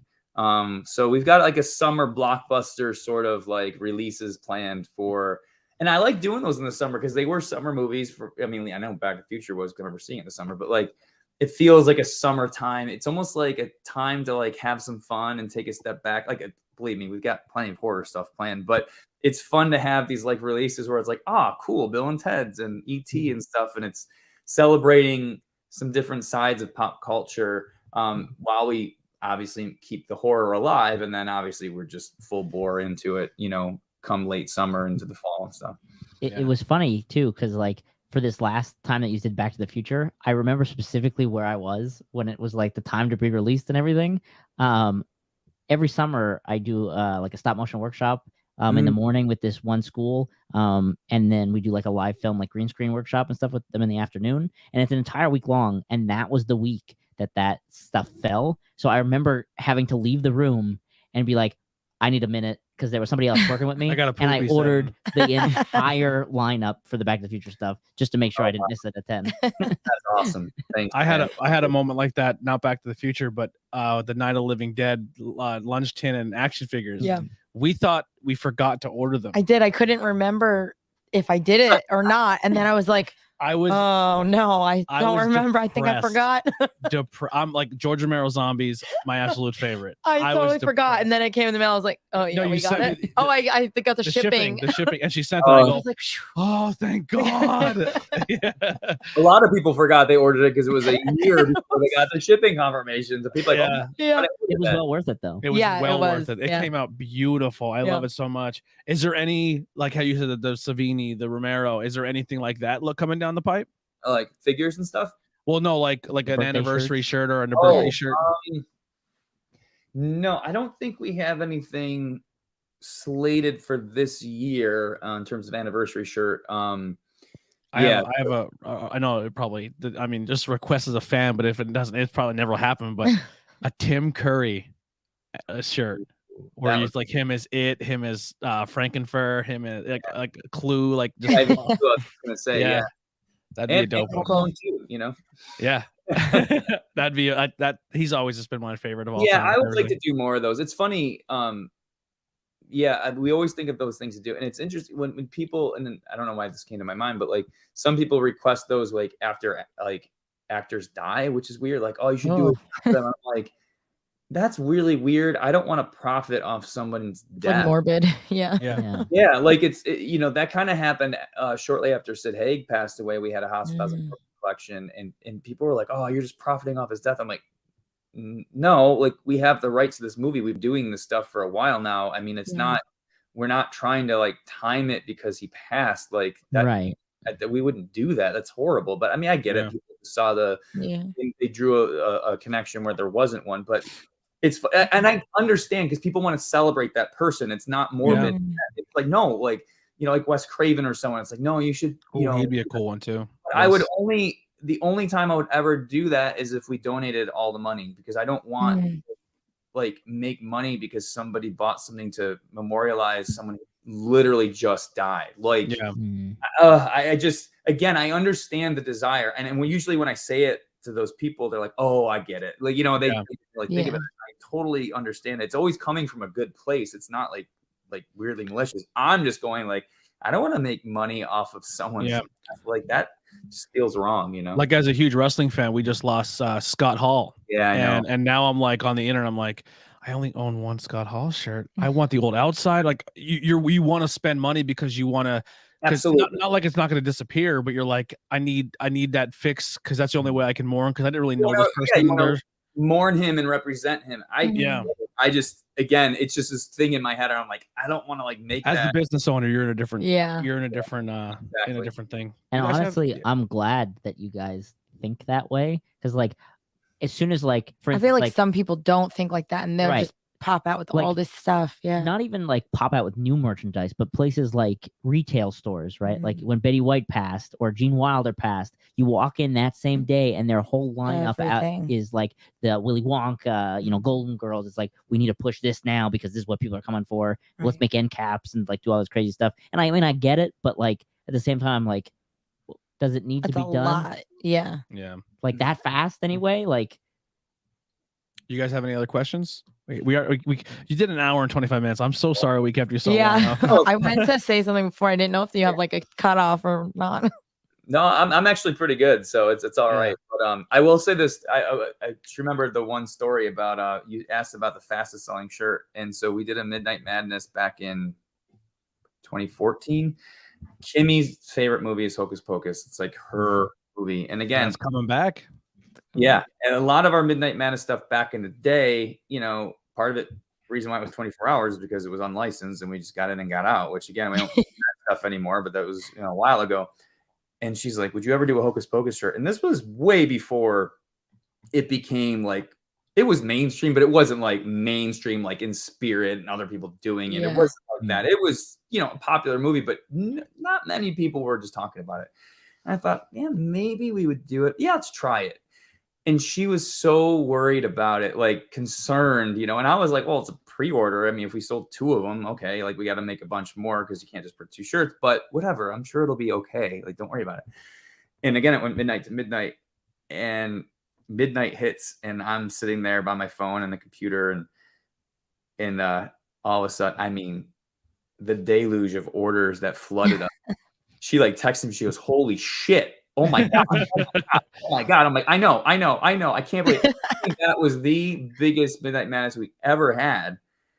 I could not believe how many shirts we sold, especially at that time. And we're going back again. I think it was that 2014. I can't remember, but it was insane. Like, so it was funny because in some ways I feel like we were a little bit ahead of that curve, because I feel like in a couple of years after that, it was like Hocus Pocus everything. You know what I mean? Yeah. It became like a cult icon, like a cult classic. But cool that it happened when it wasn't, again, at Spirit and all these other places. Like the fans were there, I guess is what I'm trying to say. It just had hit, like all the stores. So that just popped in my head because I'm like, no, that was absolutely one of those times where we're like, cool. Oh my God. So anyway. So I think the movie you guys need to put out there to be the next cult classic. He learned it from you guys, and then he told us, and then we watched it. And now it's our cult classic. We need more Tammy the T-Rex. To be fair, that chain starts with Ben and the Fright-Rags crew, because I was listening to their podcast and they were going through like the list of movies and stuff. And I believe it was you that mentioned you got it in 4K, and you're like, I don't think it deserves a 4K, but I had to own it. It deserves 8K. It's good. However many Ks we can give it, it needs all of them. It is funny though too, because now every time we're at a convention and that company is there, I go to make sure they have Tammy the T-Rex on the table. Do they still have it? Does Vinegar Syndrome? They usually do. You bought me a pin last time. Yeah, they had like a pin and stuff last time, but they didn't have it this time that I saw.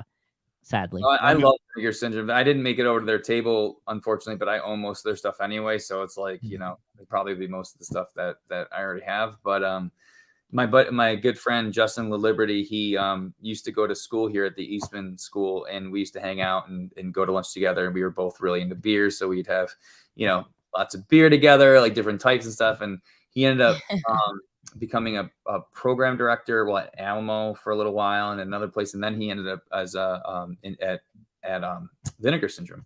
And his first title I think he ever secured and got was Rad, which I never thought Rad was going to get a legitimate release, let alone a 4K release. Like, that was a childhood favorite of mine, like absolutely. And that was just, you could not, I had a bootleg of it, of course, and it was crappy quality, but there was no way.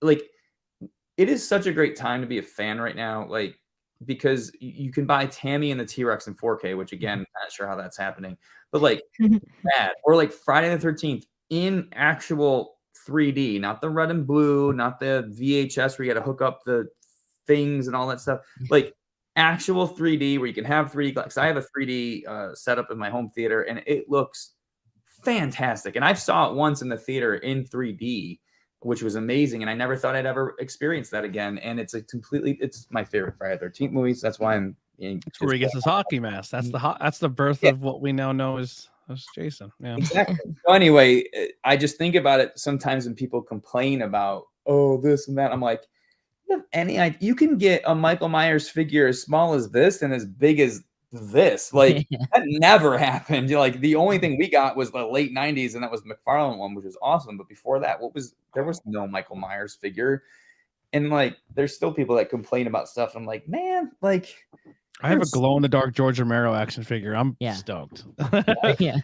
But so I have one last one, then I'll pass around and you guys can. But you have a T-shirt out right now, and if you're a rock and roll fan or you guys are into that, you have pretty much. I'm not a very religious or spiritual person, but if anyone on this planet is anywhere close to Jesus for me, it's David Grohl, and Studio 666 shirts are out. Yes. I'm really pumped for that. I'm so torn. Do I get the full band one or do I get the evil Dave Grohl one? I'm right? Yeah, I'm so torn. No, I haven't seen the movie yet. I've been so busy. I'm gonna order the shirt without seeing the movie. Well, it's coming out on streaming or VOD on March 18th. So okay. Supposedly he wants to do more movies like that, like cheesy horror movies, but with other bands. Like he wants to do more. Supposedly that's what he wants to do. Oh, BJ McDonald or Dave Grohl? Dave Grohl. He wants to help. He wants to help produce them and stuff. Oh, that's do it with like Hanson or something. I'll tell you. I was gonna say it was a fun movie. I went to go see it a couple weeks ago when it first came out, and I enjoyed the hell out of it. I mean, look, it's dumb, silly fun. Like it's not supposed to be taken seriously. It's probably a little too long because it's like an hour 50. So it's like holy cow. Wow. Yeah. But I had a blast with it. First of all, those guys are great. I mean, obviously they play themselves, but they are great. The effects, like that's how I got like involved in this whole project because I got hooked up with Tony Gardner, who runs Alterian Studios. Holy crap. Like seriously. I mean, there was this one moment, of course I won't give anything away, where I'm like, is that going to happen? Holy shit. I think they went on a talk show and gave away how everyone dies. Yeah. Well, there's one death or I don't want to give anything away. And I'm like, is this actually, oh my God. Oh yeah. Like it's so awesome. Like it is ridiculously amazing for the effects. Like they're probably better than they should be for a film like this. I actually can't wait to watch it.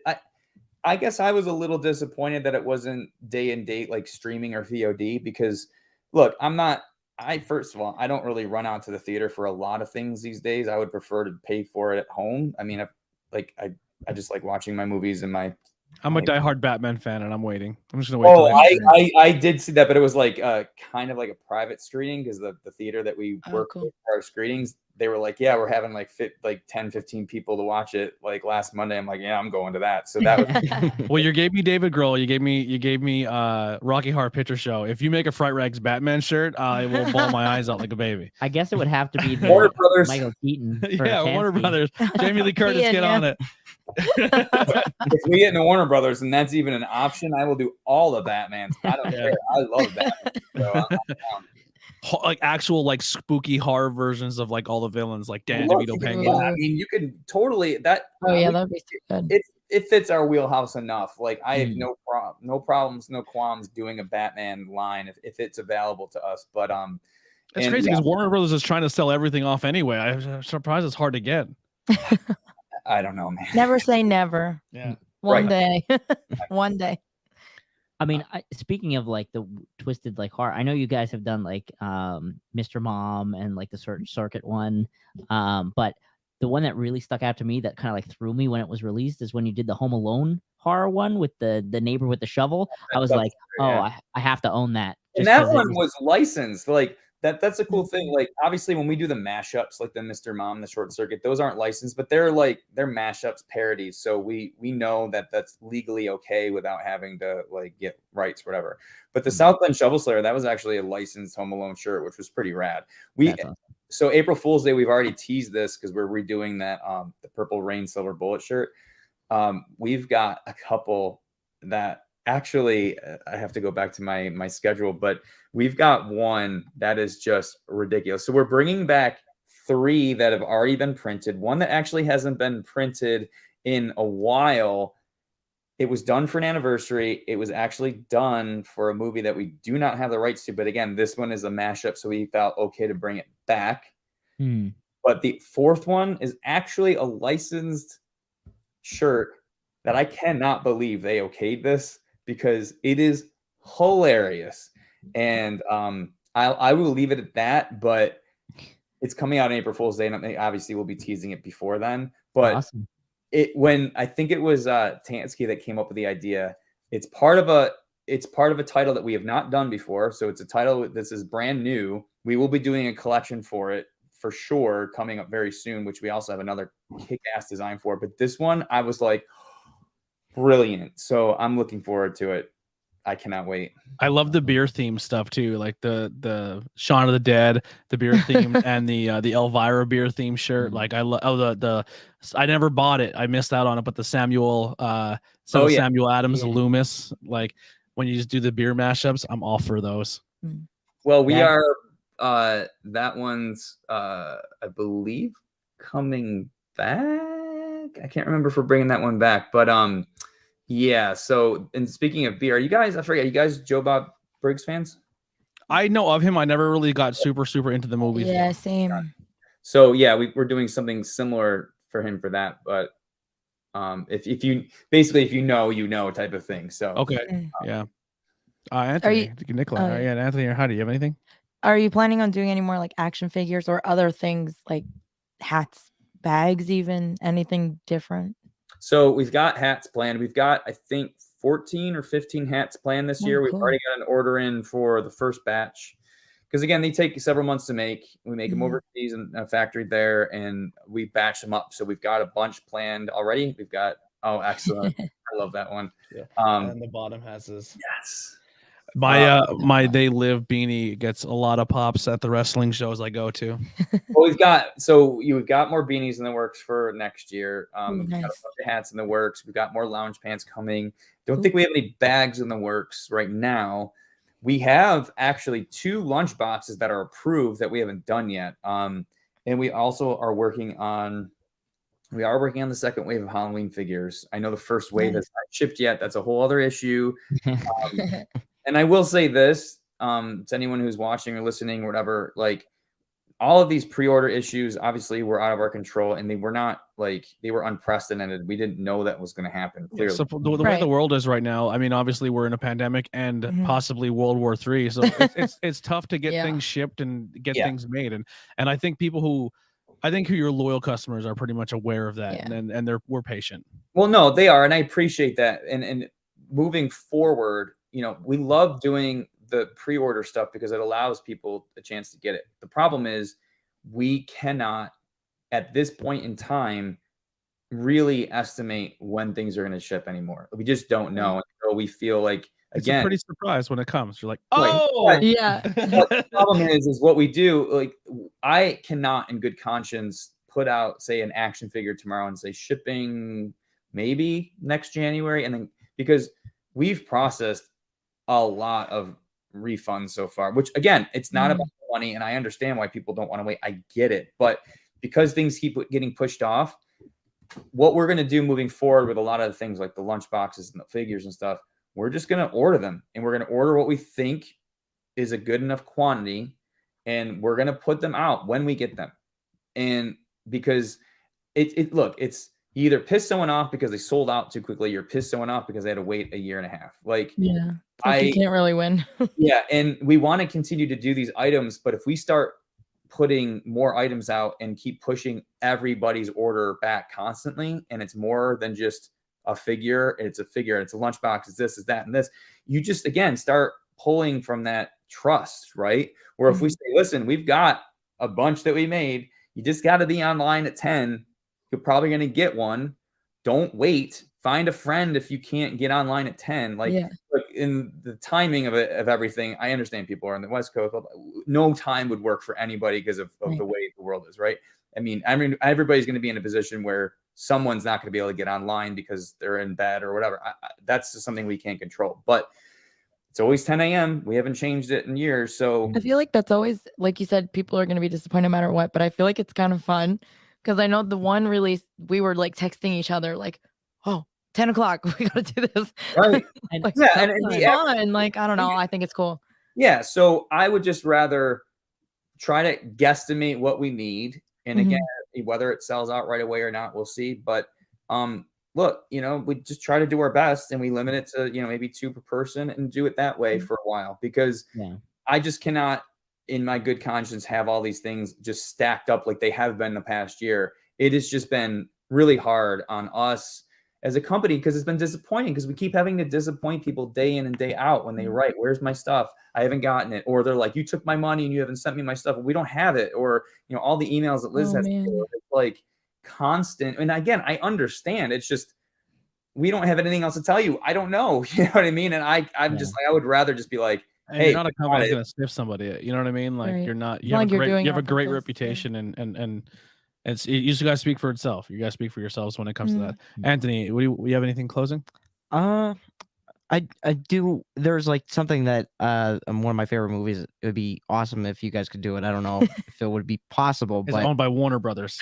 No, I'm pretty sure it's owned by Universal / DreamWorks. Ooh. Small Soldiers. Oh, like that would be interesting. The movie's terrifying. Yeah, it is. The idea of that movie is terrifying. A horror twist. Yeah. Sure. I mean, you know, it's good because it's animated, so we could do not whatever we wanted, but like if likeness issues. That was animated, right? Am I thinking the same one? Yeah, it's a live action, but the figures are like the 3D model. That's right. That's right. Yeah. So I don't know if it's completely in our wheelhouse, but the good news is if Universal owns it, we can get it as part of a group deal. So it's not like we're paying all this money for one title. It's right. Like when not every deal is like this, but Universal is where we can add titles. It might inflate the cost initially, but it gets buoyed by other titles. So like, a handful of Small Soldier shirts, we can make up for it with Jaws, you know? Did you ever like reach out to them like, can we have, and they're like, are you sure? Yeah. So no, for real. When we renewed with Universal last time, there were 2 titles, one in particular. One was Under the Stairs and the other one was The Burbs. And they wrote back, they're like, no one has ever licensed that ever. Like, yeah, it's come out on DVD and Blu-ray and stuff, but for merchandise, literally no one. And a lot of times these companies, they supply assets like whether it's a poster art or approved images you can use, all these things. Like, we don't have any assets for you. And we're like, yeah, but we design our own stuff. We don't need your images. It's cool. Like, just allow us to do it. And we knew we couldn't use Tom Hanks and a lot of likenesses and stuff. So they're like, yeah, you can have it. I'm like, yes, because like, what I'm dying to do. But no, like, we'll pay you. Go ahead, go. Yeah, and the collection did amazingly well, and we've got more stuff in the works this year. So, nice. Really happy we're able to do that. So that does once in a while they're like, I don't think we own the rights to that. I'm like, yeah, I think you do. And then they come back, like, yeah, we do. I'm like, yeah, I want it. So yeah, they had to go to like the Indiana Jones archive in the basement. They're like, here's like, what? There's a lot of times that even with designs that we'll submit and they'll be like, well, what's this from? And we're like, it's from the movie. Like, this is the scene. This, like, sometimes they don't even know a lot more about these films than they do because they're like, okay. And, you know, obviously you have to make sure it's legally okay. But it's funny. You would just assume, like, when I first got into this, you would assume like all these companies, they know more than I do about them, but that's not usually the case because fans like, you know, us, we've all seen these movies a gazillion times, so we can, you know, recite them. And that's not the case with the people that are, you know, running that division. They're just like the office people. They have no idea. Yeah, kind of. I mean, yeah. That was one of my questions too about the movies. How do you decide like what movies you want? Or do you guys just be like, oh, let's try to get this one? I thought like, I think there's always like a running list, right? So like, you know, we'll sit around sometimes and be like, huh, who owns that? You know, and then we can try to do some research and find out. Or once in a while, you know, like a studio, if they'll have a list of stuff that they own, and we'll be like, oh, you own that? Yeah, give me that. You know, like that happened with a recent MGM renewal where I was looking through their list again, and I already knew some of the stuff that we hadn't done before, but I was like, huh, you know what? Throw those like 4 titles in. I don't even know if we're going to do them, but I kind of want the option to in case we decide to. So go ahead and throw those in there. Yeah, so it's a little bit of a mix. A lot of times it comes from us though, you know. Oh, what about anything? Well, Nightmare on Elm Street again. Warner Brothers. Think they came in a little late, so anything under the Warner Brothers heading, you know, Nightmare on Elm Street, Friday the 13th, Gremlins, Beetlejuice, Clockwork Orange, man, all those things. That a lot of those titles, all those titles for the most part, just we have not been able to work with Warner Brothers. Yeah, not for lack of trying. I hope it changes because that's really the last studio we haven't really worked with. There's other studios we've worked with, all the other ones. Unfortunately, licensing changes all the time. Studios are kind of joining forces and like merging, and that changes a lot of things. Unfortunately, that also means when they change things, they either really narrow it down to like a few licensees who are in like major stores, like the Walmarts and the Targets and stuff, where they just narrow it down and they don't want anybody else, or the prices go so crazy up that you're like, yeah, there's no way. Like, I could pay you that money. I have it, but I would never, ever, ever see that kind of money coming out of this title. It would not be financially worth it for us to do. So it sucks because it does really, there's a lot of titles and a lot of opportunities that we cannot do, not for, it's just not financially responsible. And it's unfortunate. Who's the girl from California? We need her. We need to get her on the ball, doubling up her orders here. So yes, I was gonna say, if enough fans find the WB PO box and we just buy extra shirts and just send their like office all Fright-Rag stuff, maybe they'll get the hint. That look, I'm all for, if you guys want to write letters, whatever you got to do just to get noticed. It's funny. It's wild. But look, a lot of these companies too, they have people that work for them, and it's hard. Like, they're busy too, and they have a lot of these, and they have a lot of work to do. And if they see, hey, like, there's other companies that have rights to say T-shirts for Friday the 13th and Nightmare on Elm Street, not any of like the direct people that we're like competitors of ours necessarily, but like, again, the companies that sell to like Walmart and all these other big companies. So they kind of look at it and go, well, we've already, and honestly, those movies are not Warner Brothers priority either. Don't forget, they have, Harry Potter and all these other things going on, right? So they're like, well, why do we need another, licensee for Friday the 13th when, we've already got someone selling into Hot Topic or Walmart. So, whatever, let's go do this thing. So that's what you're kind of having to say, no, but we can do this or we can do that. And they're like, it's just not the right time right now because we don't have the time because it's approval, all that stuff, and they're swamped. And I get it, but we're there and ready whenever they are. So WB has been too busy kicking me as a DC comic book fan in the nuts every single time. They're like, do you like the Snyderverse? Go fuck yourself. But some kind of interesting news developing about that. Reshoots have happened for Black Adam. Reshoots have happened for Flash, and reshoots have happened for another, I believe, Shazam. So are they, because they're trying to combine universes again? Because I know those got pushed back, right? So two major actors said they will not come back as characters because the whole Snyderverse thing, and there's no budge. If Snyder's not involved, we are not coming back on set. The rumor is the reason they're doing reshoots is one character is now doing reshoots. So a lot of people are speculating, did he go back on his word for Snyder, or is there a little play coming here? Henry Cavill is going to be doing reshoots for Black Adam because he wouldn't do Suicide Squad. I mean, but I don't know. This might be a weird take on this, like, because you brought up Shazam. Yeah, like Zack Snyder never had Shazam, for instance. He didn't, but he was still part of that universe where he had a say of what. Sure. Yeah. Because he showed up at the end of Shazam, but didn't show up. Well, they only let them use the suit, unfortunately. But. And then, like, Henry Cavill wasn't seen on the end scene of, spoiler alert, Peacemaker. Yeah, he was there, but it wasn't Henry Cavill. So now there's rumors of like, oh, did him and Affleck holding out maybe push WB to be like, this is what the fans really want, we should go back to it? Maybe. Who knows? So it's WB. I'm still waiting for a kick in the nuts, so I'm not getting excited at all. I will say never say never. The Batman was incredible. I love Peacemaker. I love Suicide Squad, but they need to, that whole universe, and I love that Keaton's coming back, whatever, but like, I'm sorry, I've always been a Marvel kid, like that's just how I was growing up. Like, I mean, years and years and years and years ago, I read Marvel comics and stuff. So I have to say it, they did it right. They just did such a great job over 10 years building that whole universe. I got more emotional in the trailer of Endgame than I had in any DC movie that I'd ever seen, pretty much. You know what I mean? Other than like Keaton when I saw him as Batman when I was a kid. But I just mean when they started trying to do this universe stuff, great. But don't, like, you just blew your wad in the first movie. It's like, come on, like, plan it out. That said, like, there are good movies. I love Wonder Woman. The Batman, and I know it might be different from the universe they're trying to build now. I don't know if it is, but holy crap.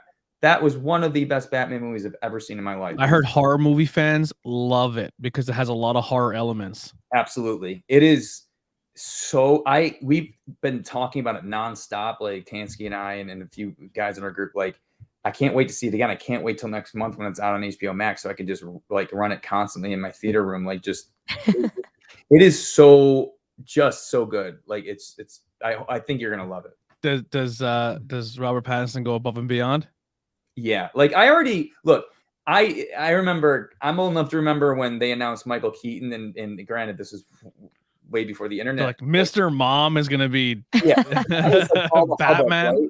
Like, and I know I'm assuming there was the similar hubbub about Robert Pattinson. However, I think he is an incredible. People didn't like Heath Ledger as Joker when that got announced either. Exactly. I think he's an incredible actor, and people just know him from, and I know the people who complain just think of him from Twilight. He has such a wide range. And I'm like, well, why not Robert Pattinson? And then I saw him as Batman. I was like, yes, it is like Blade Runner meets Seven.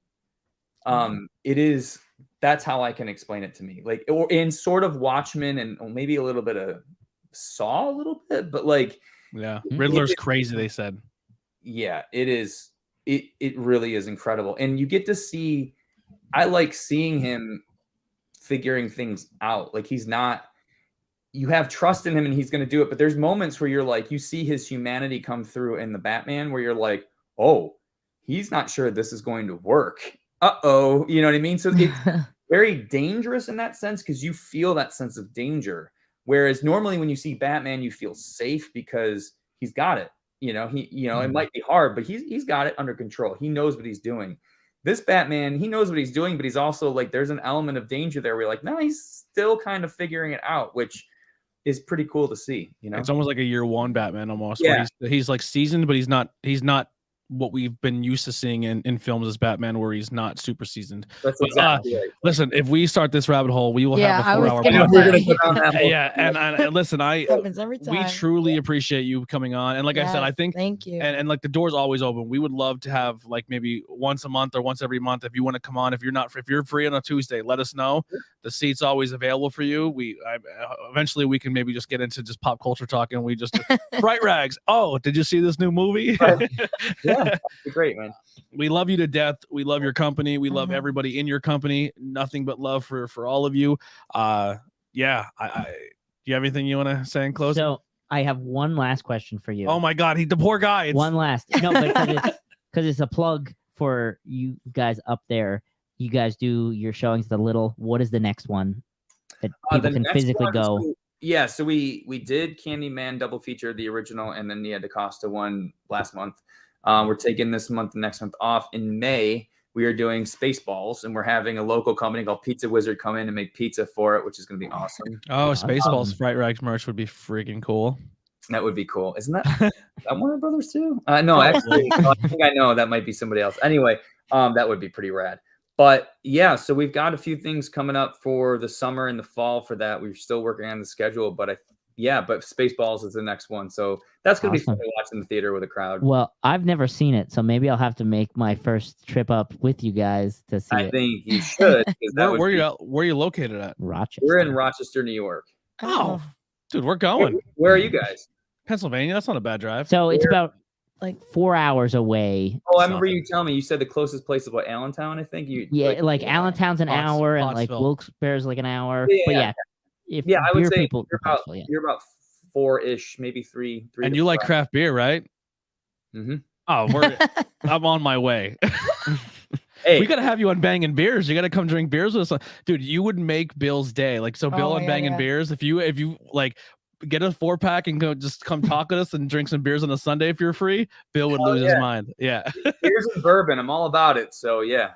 We just did a whole St. Patty's Day episode, and then we did an episode last week with Topple and Goliath from Idaho, and they ship everywhere. They sent us a care package and gave us like free T-shirts and stickers and everything. And they're like, "Thank you so much for the episode." And I was just like, at home, I'm like, "Oh my God, like it was awesome." Yeah. That is great. Yeah, no, I'm into it, and we have a lot of great breweries around here too. You guys come up, like we'll eat, we'll go see the movie, we'll have a blast. We're in Awesome. Spaceball. You're gonna first see Spaceball. Yeah. All right. Memorable experience. All right. Well, we're gonna let you go here, Ben, and then we're gonna do our plugs and get out of here. But thank you once again. We'll be in touch, and we'll have some fun. Great. Thanks again for having me on. It was a pleasure. See you, bud. Thanks. Thank you. Bye. Bye. I love him to death. I do too. Oh my goodness. It's always great to see him. Yeah. Plugs. Let's get him done. Fright-Rags. Get him. Buy all of it. Yeah, buy it all. All the Fright-Rags. Message Warner Brothers. Yes. Do whatever you got to do. We need to get Warner Send them Brothers letters. merchandise. Tell Warner Brothers Strongly we polite worded letters. strongly worded letters. But polite. We don't want to be rude. But yeah, that's really all I got. Definitely check out Fright-Rags. They do amazing work. You're gonna see all of our shirts that we're gonna take at the end of Yeah. today's episode are all Fright-Rag shirts. So we won't even go over that aspect. Anthony. I'm going to plug my YouTube channel. It's Anthony Cabana. I've been mostly doing Power Ranger videos lately, but I've had some collectible videos that I've been hoarding a little bit because after getting sick, I wanted to make some new stuff with that. And a lot of it kind of built up a little bit. So now I have some videos that I want to put out, and I hope people amazing enjoy it. studio to practice in. Yeah. My friend Nikki's shop, Persephone Eclectic. She just posted a whole bunch of stuff. for What a St. Patty's babe she Day. is. I know, she's awesome. Well, I said Zach's a stud, so I wanted to Oh, give her she's- love too. Yeah, Yeah. she's a babe. I mean, she is a babe and has cute babies. Yeah. Makes cute babies. But she's got a lot of cool stuff on there, and she's posted a bunch of St. Patty's Day stuff. So that's exciting. I love this raspy. I know. just got I off don't know work what's going on. voice. Like you sound like Marge's sisters. We went out that one night, and I from like screaming over everybody. Now I can't get back to normal. She's not used to her factory work where she just scream over machines that have know. conversation. So she comes home and she's like, "Oh man," she sounds like Mrs. Big Head from Rocco. Ew, don't say. She's like, "Oh Tony, oh Tony, oh Tony," and I'm like, "I'm gonna sleep on the couch." Okay, you're next. IWEP Network, like I said earlier, with the Bangin' Beers, we just had a really cool moment with Topple and Goliath. They sent us a huge care package, which it blows my fucking mind. And then I got a really cool message from somebody in the beer community that I respect a lot. And the fact that he like messaged me and he was like, "Man, I love what you're doing and you're really hardworking." And I'm like, coming from him, I was like, "Holy fuck, I can't believe it." And then like as this is happening to me, I have a guest for interviews every people across from me. I'm like, I'm so sorry right now. I'm fucked. Like I'm done. Like I can't. But we had a great episode. Yeah. I'm booked till interviews with every people till July. Whoa. Yeah. And there's gonna be some Mondays where we record some at Cabana I was Entertainment gonna say, Building. isn't this Monday coming up? One of those days? It might be, yeah. Yeah. I have to double check. I think it is. Yeah, I'm trying to like really limit who comes and sits at this table because I'm just like some people I don't know if I'm comfortable like letting all the people in the house.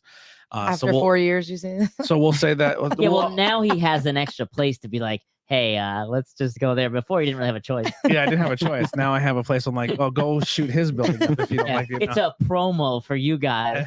No, but it really is. I And know. the building's beautiful and it's cool. And I think a lot of musicians kind of seen what I did before with the recording after a show. So I think a lot of bands hit me up like, can we record as well? And I was like, as long as you don't bring full sets, we're fine. Yeah. Yeah, we don't have room for that. Yeah. Yeah. Well, depending on who the band, they're not a lot of people, like I said, with this, the table's gonna be reserved now for different things. But that's all I got. IWEP Network. Support t-shirts, merch, it's all there. We do have a spin-off show coming very, very soon to the network for Not Cool in High School, which did we talk about it all? Or am I We might have once, I but think we did. I think we like Carrie teased it a little Little. bit. so essentially we're gonna do it's gonna be like a show with me and Heidi, but we're gonna have rotating guests where Nikolai will be on, Anthony will be on, Bill from Bangin' Beers, Zach will come back on, and a bunch of other Andy, where it's gonna be Not Cool in High School horror, and it's just gonna be like. And I'm gonna spoil this now. Not like spoil it. I'm not gonna tell you any details, but if you are a fan of horror, this new horror logo, you're gonna want on shirts. You're gonna want stickers. I'm in love with how it's progressing. Yeah, it looks cool. So And then we want to thank the people on Patreon. So we do have a Patreon. It goes from $1 to $25. That helps keep the lights on when it comes to streaming services, or if we want to get new equipment. Like I said, if 1,000 people do $1, that's huge. But if you can't do it, hitting a share button and just saying, leaving a comment or review, or just following us. Subscribe. Yeah, following us on any social media helps. We are trying to grow that YouTube channel. So head over to the YouTube channel and give us a subscribe. That does help. If you are watching, like I said, word of mouth is what's going to get us there. We want to thank Ryan Vox from Outbreak Wrestling, David S., who was our Colster giveaway winner, Brett Squared from the Cake Stand in Monty City, Bridget M., Andrew H., Greg R., Heidi B., Ryan G. from the Fuel by Hops podcast, Kelly from Crystal Mountain Healing, Tommy B., Tree of Life Metaphysical Shop, Brad Z., Hierarchy of the Words, and J.H. And if we get to the point where we get more, we're gonna do like the shout outs are gonna be like whoever subscribes that month, like new, and then like, hey, new subscribers will get a shout out because we'll. Did you do the t-shirt yet? We did last month's t-shirt, and I'm still waiting for Ryan Vox to give me which one he wants, and then we will be picking this month's t-shirt towards the end of the month. Nice, awesome. But thank you guys so much. We had him for almost 2 hours. He would have kept going. Very cool. Yeah, I love it, especially when we started talking about like superheroes and stuff. It's just like, yeah. If this is I was about to mute you. Yeah, if this is something you like, he pretty much verbally said like he's down whenever he's free, which is an honor, because like I said, we're really big fans of him and his company, and the door's open for anyone at Fright-Rags. If anybody who works there wants to come on the show, we love all of you, and the door's open. If there's a topic you want to talk about or something you're passionate about, anything, it's the door's there. So I would love to pitch that. So like if we ever talk Batman, I'm sure Ben would want to come back at some point, and Tansky. But if we ever do Sharknado, I know someone, Joe, if you're watching, we would love to have you on and hear your takes on the different Sharknado movies, because he's the one who sold me. I listened to their podcast and heard Joe tell like a mini synopsis of each movie, and I went out and bought the whole set just to watch it. And I think I've only seen like the first one and like bits and pieces of the rest. They're horrible, but he sells them so well. It's fantastic. I'm a sucker for like a crazy shark movie. I don't know why, but I'm in. Yeah, and also thank you, Jess. I got my t-shirt back. So, and then like I said, we have a lot of cool things. We have a lot of cool Fright-Rags merch on the table. We're huge fans. So it's a great company. Go support them. They have a lot of cool stuff. Head over to their web. All their links are below. So if you go to our links below, Fright-Rags website, and all their social medias are there. Please give them a follow. If you leave a comment and be like, hey, if this is your first time ever seeing Fright-Rags, or you subscribe to them on Facebook or YouTube or Twitter, be like, I'm here because Not Cool in High School sent us and we love the interview. Like, give the feedback for us to them. It shows value, and you guys as listeners can make that value happen. And thank you once again so much. We love you. We're out of here. Not Cool in High School. We'll see you in 2 weeks. Bye.